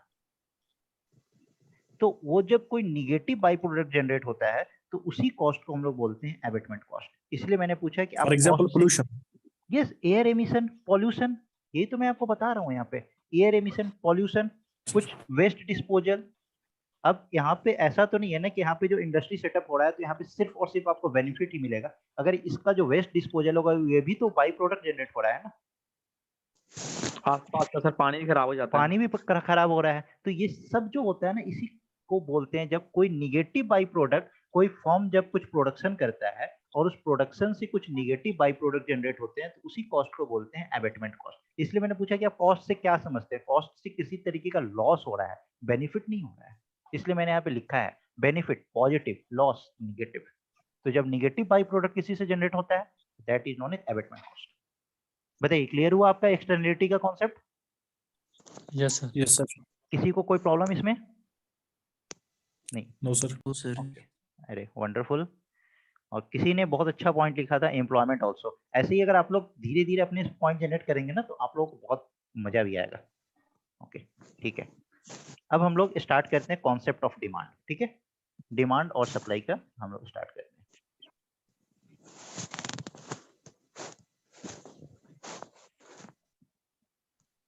देखिए, डिमांड क्या है? डिमांड पता है, पूरे इकोनॉमिक्स में ना डिमांड और सप्लाई के बेसिस पे ही सब कुछ चलता है। जितना जिस तरीके का डिमांड होगा उस तरीके का सप्लाई होता है, इसी बेसिस पे चलता है। बेसिकली हम लोग इसी को बैलेंस करने का कोशिश करते हैं। डिमांड कौन करता है? अच्छा ये बताइए, डिमांड किस के थ्रू आप सोचेंगे, कंज्यूमर या प्रोड्यूसर? Consumer. कंज्यूमर। और सप्लाई का जब भी बात होगा तो आप किसके रिस्पेक्ट में सोचेंगे? प्रोड्यूसर। प्रोड्यूसर। Very good. अरे वाह, desire, willingness and able to buy. Who is this 1HM91? Wonderful. Producer. ठीक है, इसी के बीच का बैलेंस क्रिएट करना, यही पूरे इकोनॉमिक्स में चलते रहता है। ठीक है, अब बताएं, डिमांड भी ना दो तरीके का होता है। एक होता है आपका एब्सोल्यूट डिमांड और एक होता है आपका इफेक्टिव डिमांड। इस दोनों के बीच में आपको डिफरेंस पता है? एब्सोल्यूट डिमांड क्या होता है और इफेक्टिव डिमांड क्या होता है? चलिए मैं आपको इसको एक एग्जांपल के फॉर्म में समझाता हूँ। सपोज करिए कि आप लोग इतने लोग हैं, ये सब कुछ आप लोग चाहते हैं कि आपके पास एक BMW कार हो। ये एब्सोल्यूट डिमांड और ये इफेक्टिव डिमांड के बीच का डिफरेंस मैं बता रहा हूँ। BMW कार हो, ठीक है। तो अगर आपका ये BMW कार हो, ये क्या है आपका? डिजायर। डिमांड आपका डिजायर है। BMW कार होना आपका क्या है? डिजायर है। इस डिजायर के लिए आपके पास क्या होना चाहिए? पैसा होना चाहिए। पैसा। तो परचेजिंग पावर, परचेजिंग पावर इसी को बोलते हैं पैसा। तो जब इफेक्टिव डिमांड का क्या मतलब होता है ना, कि आपके पास डिजायर हो और आपके पास परचेजिंग पावर पैसा नहीं हो। लेकिन एब्सोल्यूट डिमांड का क्या मतलब होता है कि आपके पास डिजायर तो है लेकिन आपके पास परचेजिंग पावर नहीं है। पावर नहीं है। तो इसी के बीच का डिफरेंस होता है एब्सोल्यूट। अब जब यहाँ पे कोई एक बेगर है, ये बेगर क्या चाहता है? ये बेगर चाहता है कि मैं 100 रुपीज का जाके बर्गर खाऊं, ठीक है। तो अगर इस बेगर के पास अगर पैसा नहीं है तो ये कैसा डिमांड कर रहा है? एब्सोल्यूट की इफेक्टिव? इफेक्टिव। अरे no no no no, effective means desire as well as purchasing power. Money power नहीं ना है। हाँ, मनी पावर नहीं है तो वो तो एब्सोल्यूट डिजायर हो है गया बर्गर, ना। लेकिन पैसे नहीं है इसके पास। हाँ बिल्कुल, एब्सोल्यूट हुआ ना ये। हाँ। और इफेक्टिव डिमांड क्या होगा? अगर ये बेगर सपोज करिए कि ये डिजायर किया, डिजायर भी करेगा और इसके पास पैसा भी होगा। हाँ, पैसा भी आ सुबह जाता में है। इसने डिजायर किया कि मुझे बर्गर खाना है और शाम तक इसने 100 रुपया कमा लिया, तो अब इसका जो डिमांड होगा वो कैसा होगा? इफेक्टिव डिमांड होगा। Effective demand. हाँ, तो पूरे इकोनॉमिक्स में हम लोग बेसिकली इफेक्टिव डिमांड को ही फोकस करते हैं। हम लोग लिखते तो हैं डिमांड, बट वो डिमांड हमारा कैसा होता है? Effective demand. Effective demand. क्योंकि इसी डिमांड के बेसिस पे तो सप्लाई जनरेट होता है ना। तो ये भी एग्जाम में पूछा जाता है कभी कभी, एब्सोल्यूट डिमांड और इफेक्टिव डिमांड। तो always go for effective demand, क्योंकि सप्लाई आपका कभी एब्सोल्यूट डिमांड पे नहीं होगा। क्योंकि एक बेगर भी चाहेगा कि मेरे पास BMW कार हो, लेकिन उसका क्या मतलब? इकोनॉमिस्ट थोड़ी उसको फोरकास्ट करेंगे कि अच्छा उसका डिमांड है कि BMW कार हो तो चलो BMW कार के प्रोडक्शन को हम इंक्रीज करें। नहीं, अगर इफेक्टिव डिमांड होगा तभी वो इंक्रीज करेगा। ठीक है, अब आप मुझे सेकंड चीज बताएं। आपको डिमांड से तो पता चल गया, अब ये बताएं डिमांड और प्राइस कैसे रिलेटेड है? Demand is inversely proportional. Inverse related. अच्छा, एक स्टूडेंट ने पूछा है need, want, demand and desire difference. ये सब एक ही चीज है, आपका नीड हो, आपका डिमांड, आपका डिजायर, आपका वांट, ये सब एक ही चीज है, ये सब एक सिनोनिम है। No, sir, in economics they are different. I think so. Yes नहीं, अभी जो हम बात कर रहे हैं ना इफेक्टिव डिमांड और एब्सोल्यूट डिमांड के केस में, ये जो आपका जो कंज्यूमर बिहेवियर का जो थ्योरी चल रहा है ना, इसमें आपका नीड, डिजायर, वांट, ये सब एक में ही आता है। इसको जब आप डिफरेंशिएट करते हैं ना इफेक्टिव और एब्सोल्यूट में, तो सिर्फ परचेजिंग पावर के बेसिस पे करते हैं। ये जो अलग अलग इकोनॉमिक टर्म्स है ये हम लोग बाद में करेंगे, बट अभी आपका इकोनॉमिक्स स्टार्ट हुआ है, अभी आपका इंट्रो चल रहा है, तो इसमें आपको ये सब एक ही तरीके से अभी यहाँ पे वर्क करेगा। ठीक है, हाँ। अब मैं आपसे पूछ रहा था डिमांड और प्राइस। इनवर्स इनवर्सली प्रोपोर्शनल, बिल्कुल सही है। रिक्वेस्टिंग है थोड़ा आहिस्ता आहिस्ता चलो, क्योंकि हमें इकोनॉमिक्स बैकग्राउंड नहीं है, हमें पूरा समझ नहीं आता है। क्या क्या बोला आपने, बताइए सर। इसमें इनवर्स रिलेशनशिप आहिस्ता है आहिस्ता सर। चलो। एक मिनट वन बाय वन क्या बोल रहे थे आप, एक किसका बैकग्राउंड नहीं है? सर थोड़ा आहिस्ता आहिस्ता चलो, क्योंकि इकोनॉमिक्स बैकग्राउंड नहीं है, बिल्कुल तो मैं पूरा समझ नहीं आता। आपके स्पीड से ही मैं चलूंगा। आप मुझे जब तक, मैं कोई भी टॉपिक अभी तक मैंने आपको पढ़ाया, मैंने पूछा ना हर टॉपिक के बाद आपको समझ आ गया मैं आगे बढ़ूं। आपको जब तक समझ नहीं आएगा मैं आगे नहीं बढ़ूंगा। आपको अगर कोई डाउट है तो आप मेरे से पूछो, कोई दिक्कत नहीं है। ठीक है, ये तो मैं पूछ लिया। अब मैं सर जो एब्सोल्यूट डिमांड और हाँ बोलिए, एब्सोल्यूट डिमांड और इफेक्टिव डिमांड आपको नहीं समझ आया? हाँ वो अब मुझे समझ आया शायद। मैंने समझा जो एब्सोल्यूट डिमांड होता है ना, वो उसमें क्या होता है, उसमें डिजायर होता है, लेकिन परचेजिंग पावर नहीं होता है। बिल्कुल यही समझना है। इफेक्टिव डिमांड होता है, इसमें डिजायर और परचेजिंग पावर भी होता है। सर ये ठीक है? हाँ बिल्कुल ठीक चलो, है, थैंक यू सर। ओके ठीक है। अब ये डिमांड और प्राइस मैं बता रहा हूँ, ये तो मैंने पूछा है बस आप लोगों से कि डिमांड और प्राइस कैसे रिलेटेड है। मैं अभी आपको समझा रहा हूँ, एक एक एग्जांपल के साथ मैं आपको समझाऊंगा। सपोज करिए कि यहाँ पे डिमांड और प्राइस का जब बात हो रहा है ना, तो हम लोग सप्लाई को कांस्टेंट मानते हैं। ठीक है, अब यहाँ पे क्या है कि प्राइस और डिमांड कैसे इनवर्सली रिलेटेड है। अगर यहाँ पे एक लेज का पैकेट 10 रुपए का आता है, ठीक है, अगर हम आपके पास 100 रुपीज है, ठीक है, तो आप क्या करेंगे कि यहाँ पे 10 लेज का पैकेट आप खरीद सकते हैं। यस 10 लेज पैकेट खरीद सकते हैं 100 रुपीज। अब अगर मैं इसके प्राइस को बढ़ा दूं, 10 से मैं 20 कर दूं, तो अब आप बताएं आप कितने लेज का पैकेट खरीद सकते हैं? 5। यस अगर मैं इसे 10 से 50 कर दूं, कितने लेज का पैकेट खरीद सकते हैं? Only 2. Only 2। तो अब आपको दिख रहा है कि जैसे जैसे आपका प्राइस बढ़ता है, प्राइस इंक्रीज हो रहा है, डिमांड डिक्रीज हो रही है, डिमांड डिक्रीज हो रही है ना। इसलिए इसको बोलते हैं demand is inversely proportional to price. Inversely proportional to ये प्राइस। बताइए कि इसमें कॉज क्या है और इफेक्ट क्या है?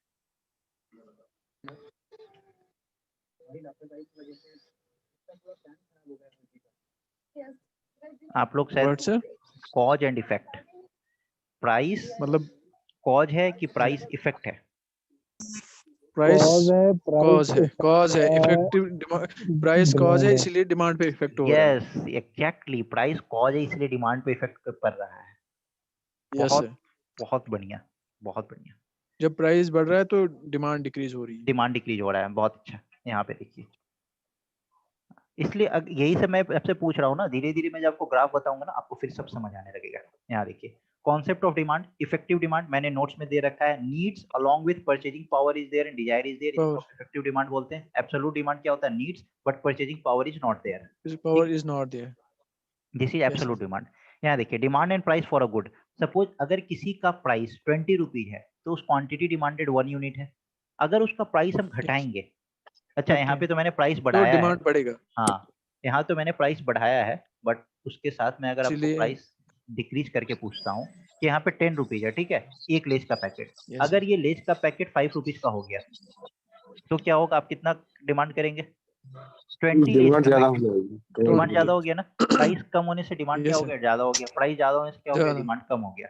तो इस कारण से क्या होता है, प्राइस आपका कॉज होता है, क्वांटिटी डिमांड इफेक्ट होता है। यहाँ पे देखिए, यहाँ पे क्या हुआ कि एग्जांपल के फॉर्म में मैंने बताया है कि अगर 15 रुपीज प्राइस हो गया तो आपका डिमांड क्या हो गया, 1.5 टाइम्स हो गया। अगर 10.5 हो 1.5 गया तो 3.6 यूनिट हो गया। तो इस तरीके से 3.6 इसको आप बताते कैसे हैं, इसको आप लिखते कैसे हैं, तो इसको हम लोग लिखते हैं QD।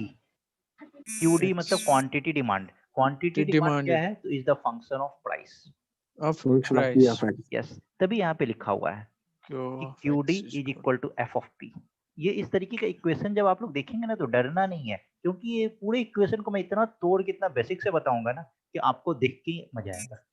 देखिए अब यहाँ पे मैंने लिख दिया प्राइस इज द कॉज, क्योंकि यहाँ पे जब आप प्राइस जैसे जैसे चेंज कर रहे हैं तब तक क्वांटिटी डिमांड पे change इफेक्ट करो, आ रहा है ना। demand automatically change हो रही है. यस, तो Yes, अब sir. यहाँ पे एक होता है एक्सोजीनस वेरिएबल और एक होता है endogenous variable. Exogenous Indigenous. Variable क्या होता है, जो इंडिपेंडेंट वेरिएबल होता है। एंडोजीनस क्या होता है, ANDO। तो देखिए डी है ना, तो डी फॉर डिपेंडेंट। इस तरीके से याद करने का एक लॉजिक होता है। तो डिपेंडेंट वेरिएबल, तो अब आप बताएं प्राइस आपका एक्सोजीनस होगा कि एंडोजीनस होगा?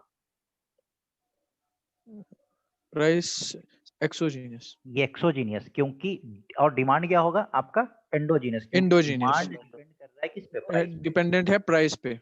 Yes, wonderful. अब बताएं जिसका जो Dependent. जिसको ये लग रहा था कि ये समझ नहीं आ रहा है, किसी को डाउट हुआ इसको समझने में? आप लोग बताएं, कोई था जो बोल रहा था सर मेरा बैकग्राउंड नहीं है इकोनॉमिक्स का, थोड़ा मैं धीरे धीरे पढ़ा हूं, तो आप बताइए आपको कोई डाउट हुआ इसमें जितना अभी तक मैंने समझाया? ये रिपीट करो जो डिपेंडेंट और इंडिपेंडेंट है। सर, ओके, ये थोड़ा repeat Exogenous करो। and endogenous. ठीक है, मैं फिर थोड़ा सा रिपीट करता हूँ। repeat. हाँ बिल्कुल बिल्कुल, देखिए कुछ नहीं होता है, ये क्या है, एंडोजीनस वेरिएबल। एंडोजीनस वेरिएबल, और एक क्या होता है, एक्सोजीनस वेरिएबल। एक्सोजीनस वेरिएबल, जो आपका डिपेंडेंट वेरिएबल होता है ना वो होता है एंडोजीनस, जो इंडिपेंडेंट होता है वो होता है एक्सोजीनस। जैसे Exogenous. जैसे अगर मैं बोलूं y is equal to 2x, तो यहाँ पे x का जैसे जैसे आप वैल्यू डालते हो तो y चेंज होता है ना। Y का value change Yes, होता हाँ, exactly. जैसे आप ये लाइन का इक्वेशन जब बनाते हो y is equal to 2x plus 3 इस तरीके से, है. MX. हाँ, और y is equal to mx plus c, wonderful, y is equal to Yes, mx sir. Plus c। तो क्या होता है, जैसे जैसे आप x का वैल्यू डालते हो y चेंज होता है, तो यहाँ पे y Y क्या का है value आपका? change हो जाता है. हाँ, तो y क्या है आपका, डिपेंडेंट। Dependent. y किस पे डिपेंड कर X रहा is है, x के वैल्यू पे। independent. हाँ, और x X क्या पे. है, इंडिपेंडेंट। ठीक है, तो वहां Independent. यहाँ पे भी ठीक ऐसे ही हो रहा है। यहाँ पे जैसे जैसे आप यहाँ पे लिखा ना, quantity demanded is the function of price. Function of price. हाँ, यहाँ पे y is a function of x, ये तो इसको आप ऐसे लिख सकते हैं ना, y is equal to f of x, ऐसे लिखते हैं ना। Yes, sir. तो ये y क्या Yes, sir. है, Yes, x sir. का फंक्शन है। तो इसी तरीके से ये जो आपका जो क्वांटिटी डिमांड है किसका फंक्शन है, प्राइस का फंक्शन है। तो जब प्राइस का Yes. फंक्शन है तो प्राइस आप जो भी मर्जी डालो उससे आपका डिमांड चेंज होगा। तो प्राइस Change होता किसी पे जाएगा. डिपेंड नहीं कर रहा है ना, तो प्राइस क्या हो गया आपको, एक्सोजीनस मींस ये Constant. इंडिपेंडेंट है, Exogenous. और जो क्वांटिटी Independent डिमांडेड है. है ये डिपेंडेंट है। तो डिपेंडेंट है तो इसको आप क्या बोलते हैं, एंडोजीनस। Endogenous. बताइए अब आपको समझ आया, किसी को कोई डाउट रहा? Sir, exact- No, sir. no, sir. समझ- आ गया समझ? Okay, Yes, Yes, sir. sir. Yes, sir. ठीक है, चलिए अब हम लोग थोड़ा सा ग्राफिकल भी देखते हैं। वेट,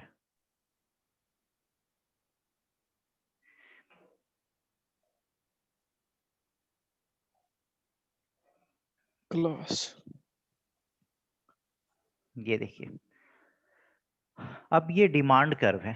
तो डिमांड कर्व अभी मैं आपको पूरा एक्सप्लेन करूंगा। वेट, डिमांड कर्व क्या है, एक downward sloping demand curve reflects the law of demand.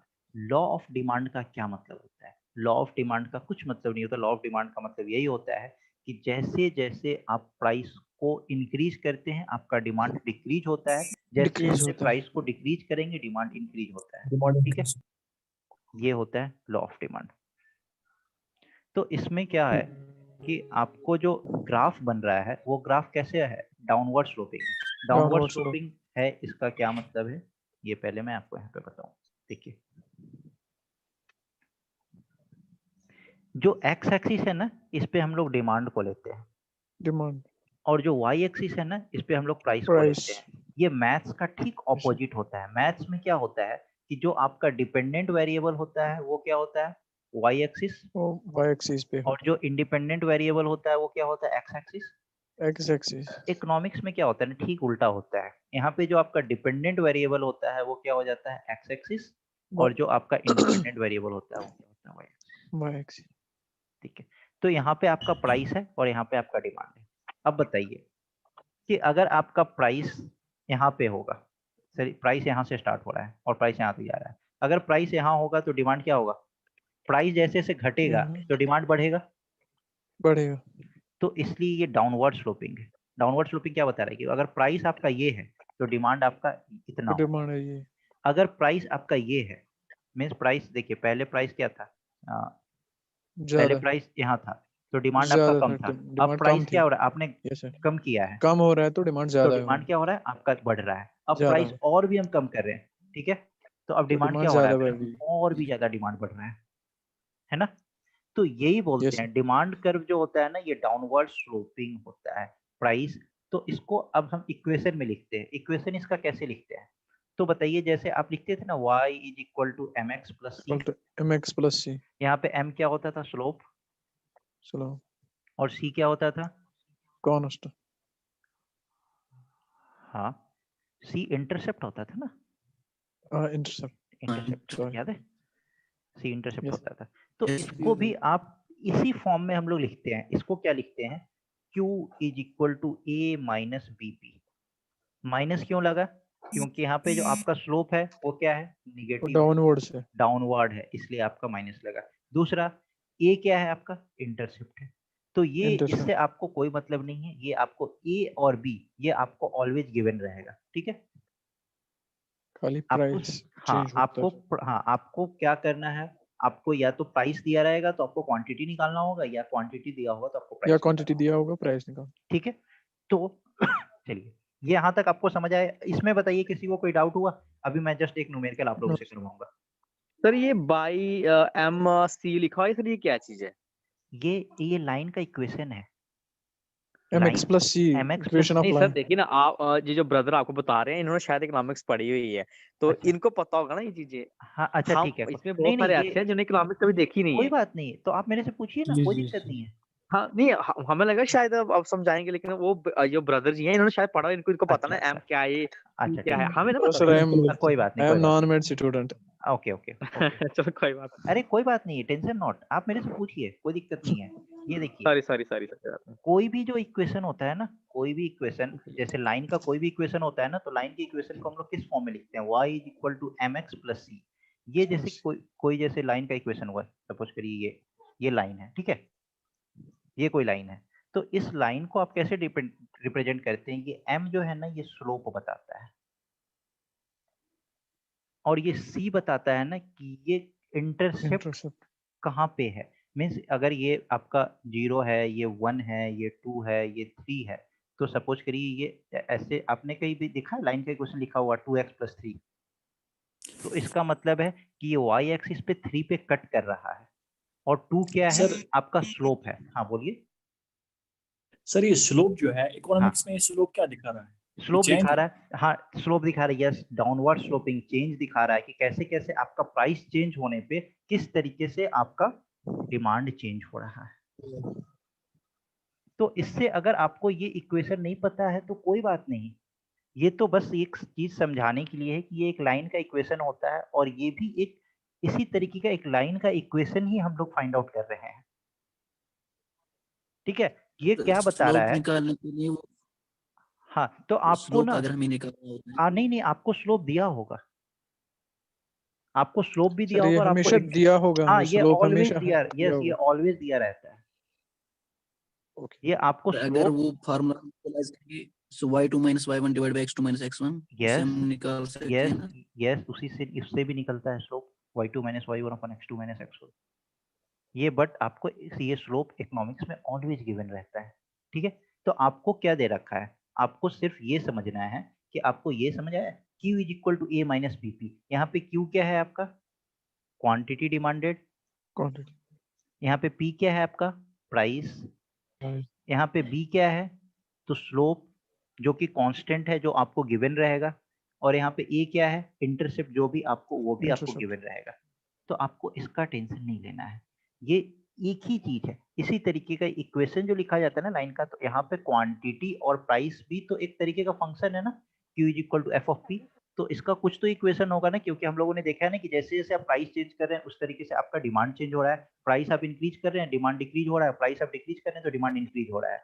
तो इसको किसी फॉर्म में तो लिखना है ना, तो यही इसका इक्वेशन आता है, Q is equal to A minus B P. अब देखिए यहाँ पे मैंने एक छोटा सा एग्जाम्पल भी लिया है, ये देखिए, suppose a curve where the price is 5, the demand is, और आपको जो इक्वेशन दे रखा है ना वो ये दे रखा है, Q is equal to 40 minus 0.5 P। और यहाँ पे आपसे पूछ रहा है कि अगर प्राइस P है तो डिमांड कितना होगा, बस यही आपको निकालना है। तो आप क्या करेंगे, आप यहाँ पे P पुट करेंगे, 40 minus 25 40 minus 0.5 into 2.5 into 5, 5 that is 5 ये क्या हो जाएगा, 40 माइनस 2.5 2.5 दैट इज 37.5 37.5 यूनिट। बताइए ये इसमें आप लोगों को कोई डाउट हुआ इसमें समझने में? no तो सर ये इजी है। इजी है ना? बताइए yes जो sir बोल रहे थे कि आपका कोई इकोनॉमिक्स का बैकग्राउंड नहीं है, कुछ दिक्कत हो रहा था, अब कोई दिक्कत हुआ? इट्स इजी, अरे वाह आप no सीख sir रहे no हो। हमें सिंपली सबस्टिट्यूट वैल्यू करना है, बाकी क्या है, इसमें कुछ खास नहीं है। हाँ कुछ खास नहीं है, इसलिए आपको कोई भी डाउट हो ना तो आप ये मत समझना कि कोई और बता रहा है तो फिर मैं कैसे पूछूं। आपको नहीं समझ में आ रहा है तो आप बिल्कुल पूछेंगे, इसलिए तो मैं पूछा कि किसका यहाँ पे बैकग्राउंड है और किसका नहीं है। ठीक है, तो थैंक यू अभी सर, थैंक यू। हाँ कोई दिक्कत नहीं है। तो अभी क्या है ना कि क्लास का टाइम हो चुका है और मुझे भी अब क्लास को वाइंड अप करना होगा, तो आज के लिए जो हाँ पीडीएफ हाँ मैं आपको पीडीएफ आपको शेयर कर दूंगा, आप लोगों को कोई डाउट नहीं होगा। एक्चुअली मैंने जो रिकॉर्डेड सेशन डाला था ना, तो मैंने ये सोच के डाला था कि आप लोग क्योंकि मुझे नहीं पता था ना कि आपका इकोनॉमिक्स का बैकग्राउंड है कि नहीं है, तो मैंने ये सोच के डाला था कि मैं थोड़ा सा हाई लेवल पे उसको पढ़ा दिया था, बहुत जल्दी जल्दी पढ़ा दिया था, तो शायद इस कारण से आपको समझ नहीं आया होगा। अभी आप बताएं कि जो भी मैंने आपको समझाया इसमें कहीं एक पॉइंट भी आपको ऐसा लगा कि जहाँ पे आपको समझ नहीं आया हो? अगर अभी भी आपको लग रहा है तो आप सर बताएं। समझ आया? किसी को, इतने बच्चे अभी जो भी क्लास ले रहे हैं इसमें किसी बच्चे को एक भी अगर डाउट रहेगा तो मैं पूरे चीज को फिर से समझाऊंगा। आप ये बताएंगे किसी को कहीं भी कोई डाउट है तो वो मेरे से पूछ सकते हैं अभी। no sir सर आप पीडीएफ PDF डाल देना सर। हाँ मैं पीडीएफ डाल दूंगा, इसका रिकॉर्डेड सेशन भी आपको प्रोवाइड हो जाएगा। उसके बाद भी अगर आपको कहीं भी कोई भी डाउट होता है आप मेरे से व्हाट्सएप पे कांटेक्ट कर सकते हैं। ठीक है, सर और हाँ एक बोलिए तब हम बोलिए सर बोलिए। एक रिक्वेस्ट है सर, हाँ बोलिए, कोई दिक्कत नहीं है। ये जो इकोनॉमिक्स है हाँ जो भी टॉपिक आप सर पढ़ाओगे ये थोड़ा डेप्थ में पढ़ाना है सर, बिल्कुल मैं आपको डेप्थ में ही क्योंकि पढ़ाऊंगा। क्योंकि एसएसआर भी जो है, सिविल हाँ सिलेक्शन बोर्ड जो है, हाँ ये डेप्थ में पूछते हैं। बिल्कुल, इसलिए तो मैं आपको बोला, मैंने क्लास के स्टार्टिंग में भी बोला है कि मैंने आपका जो पेपर देखा लास्ट ईयर का, उसमें जो क्वेश्चंस आए थे वो टफ क्वेश्चंस थे, वो यूटिलिटी वगैरह इन सब कॉन्सेप्ट्स पे क्वेश्चन थे। ये सारा पता है, ये सारा कंज्यूमर बिहेवियर पे क्वेश्चंस पूछा गया है, मैक्सिमम क्वेश्चंस कंज्यूमर बिहेवियर का क्वेश्चन है। मैंने आपका पेपर देखा है, इसलिए मैं आपको उसको पूरे डेप्थ में ही पढ़ाऊंगा। और आपको लग नहीं रहा है कि ये सब चीज मैं आपको कितना डिटेल में ये सब चीज पढ़ा रहा हूँ? इक्वेशंस वगैरह जल्दी लोग स्किप कर देते हैं, और मैं जो भी yes sir, provide yes sir. करूंगा ये आपको मैं पूरा हैंड रिटन नोट्स अपना प्रोवाइड करूंगा। तो आपको इसका टेंशन लेना ही नहीं है thank कि you मैं sir आपको डेप्थ में नहीं पढ़ाऊंगा, आपको एक एक मुदस्सिर चीज। साहब, हाँ बोलिए, कोई कुछ बोल रहा था? हुकुम हुकुम। नहीं सर, मुझे मुझे लग रहा है ये मुदस्सिर बोल रहा है जो हाँ सर, हाँ सर, जो आप ही बोल रहे हो ना जरूर। हाँ sir.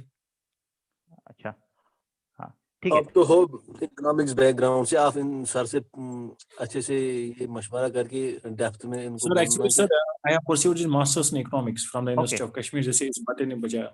Okay okay sir actually wonderful. जब मैंने पेपर देखा अकाउंट असिस्टेंट का, तो वो बहुत मतलब लेवल में गए उसमें थे। हाँ बहुत लेवल सबसे पे गए सबसे थे। इम्पोर्टेंट सर, सबसे इम्पोर्टेंट जो है, उसमें तो मैंने सपोज ये भी लाभ देखा है डिमांड जो है कि उसके जो कैरेक्टरिस्टिक्स है, हाँ या करो करो का नेचर क्या है, ये यस ये इम्पोर्टेंट समझा। चीज है। यस, कर्व का नेचर क्या है इम्पोर्टेंट है, बिल्कुल सही बोल रहे ये हो। आते हैं सर, ये हाँ इम्पोर्टेंट है, कैरेक्टरिस्टिक्स क्या है, हाँ अच्छा इनपुट्स वगैरह ये सब कुछ आता है इसमें। बिल्कुल। मैं आपको उसी तरीके से, मैंने तो ये भी देखा है कि आपके पेपर में ये सब पूछ रखा है, संक कॉस्ट क्या होता है, इम्प्लिसिट कॉस्ट क्या होता संक है, कॉस्ट, और यस संक और कॉस्ट उन्होंने cost यस और ये सब जो है ना, ये सब थोड़ा सा अकाउंट्स का पोर्शन है, बट मैंने जब आपका पेपर देखा तो मैं उसको भी आपके नोट्स में कवर कर दूंगा, आपको उसकी भी टेंशन लेने की जरूरत नहीं है। मैं बिल्कुल आपके पेपर के अकॉर्डिंग ही पढ़ाऊंगा, इसलिए मैं आपको इतना डिटेल में पढ़ा रहा हूँ। आप ये देख रहे हो, ये सारा मैं आपको ग्राफ, ये सब कुछ मैं आपको ग्राफ वगैरह पढ़ा रहा हूँ, और आप देखोगे तो मैं हर चीज का यहाँ पे, ये देखो सर इकोनॉमिक्स में ग्राफ इट्स वेरी इंपॉर्टेंट, और एग्जांपल के साथ, एग्जांपल भी बहुत एग्जाम्पल के इंपॉर्टेंट है। साथ बिल्कुल। ये आप ये देखो, यहाँ देखो, ये देखो, shift in demand curve.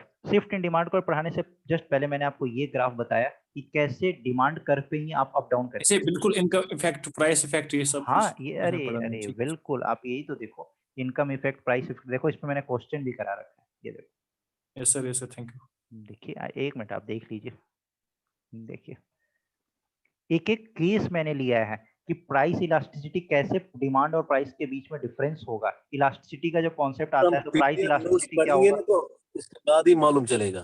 Sorry sir, मैं बोल रहा हूँ कि जब हम नोट्स पढ़ेंगे इसके बाद ही मालूम चलेगा कि कितना ग्रास्प हुआ है, हम कितना समझ पाए हैं।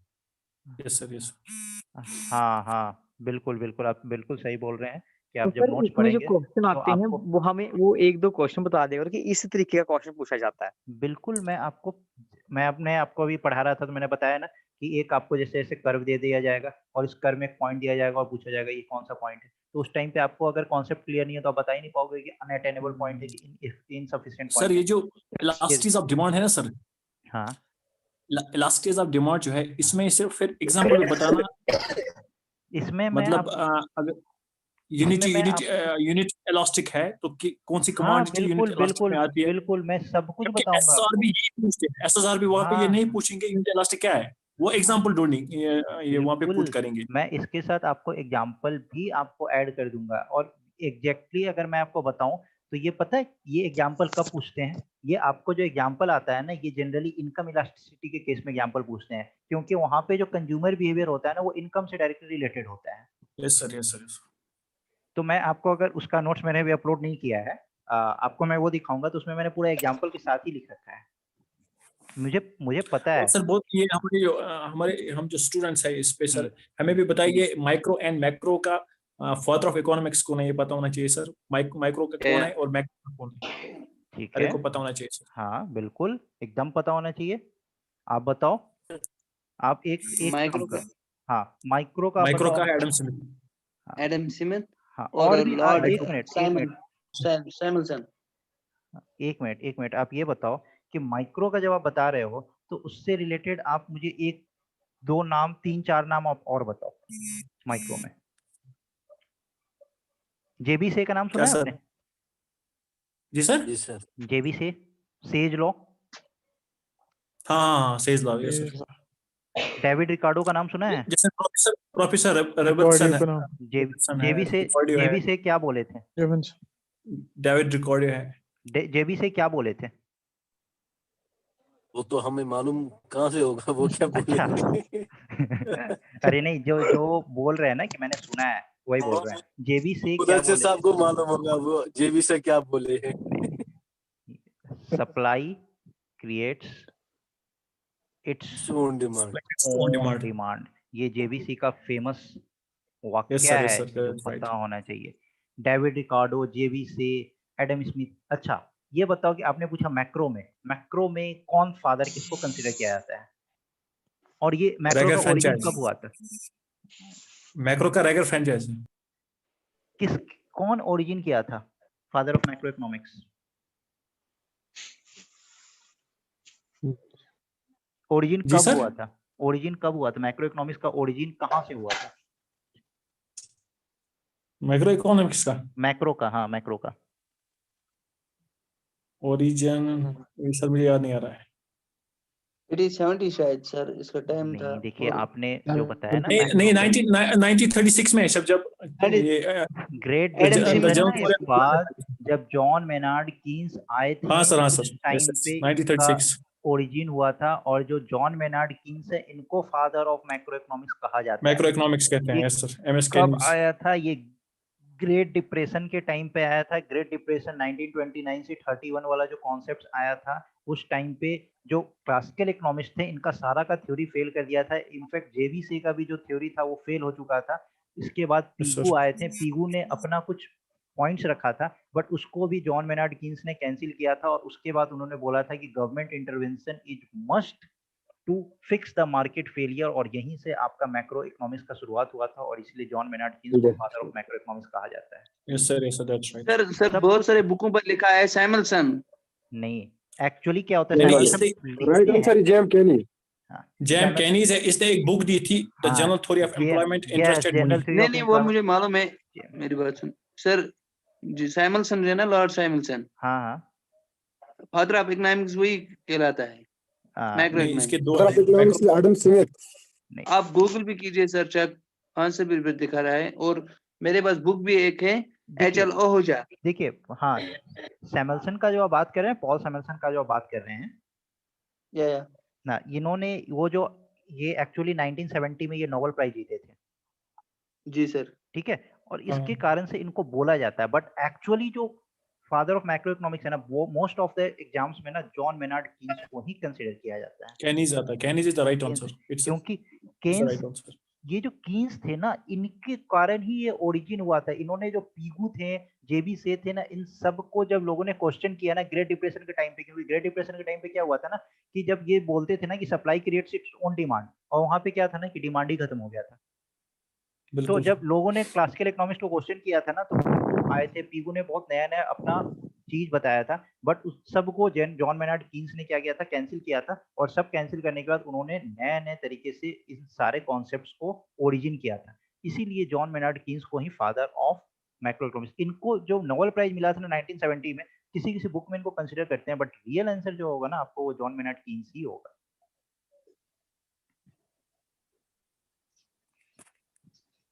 Yes sir. Okay, yes sir, thank you. Okay sir, thank you. और ये जो मैक्रो है ना, ये जनरली जो उनको जो आप पॉल सैमुअलसन का बात कर रहे हो ना, ये जनरली वो मॉडर्न इकोनॉमिस्ट के नाम पे उनको जाना जाता है। जी सर।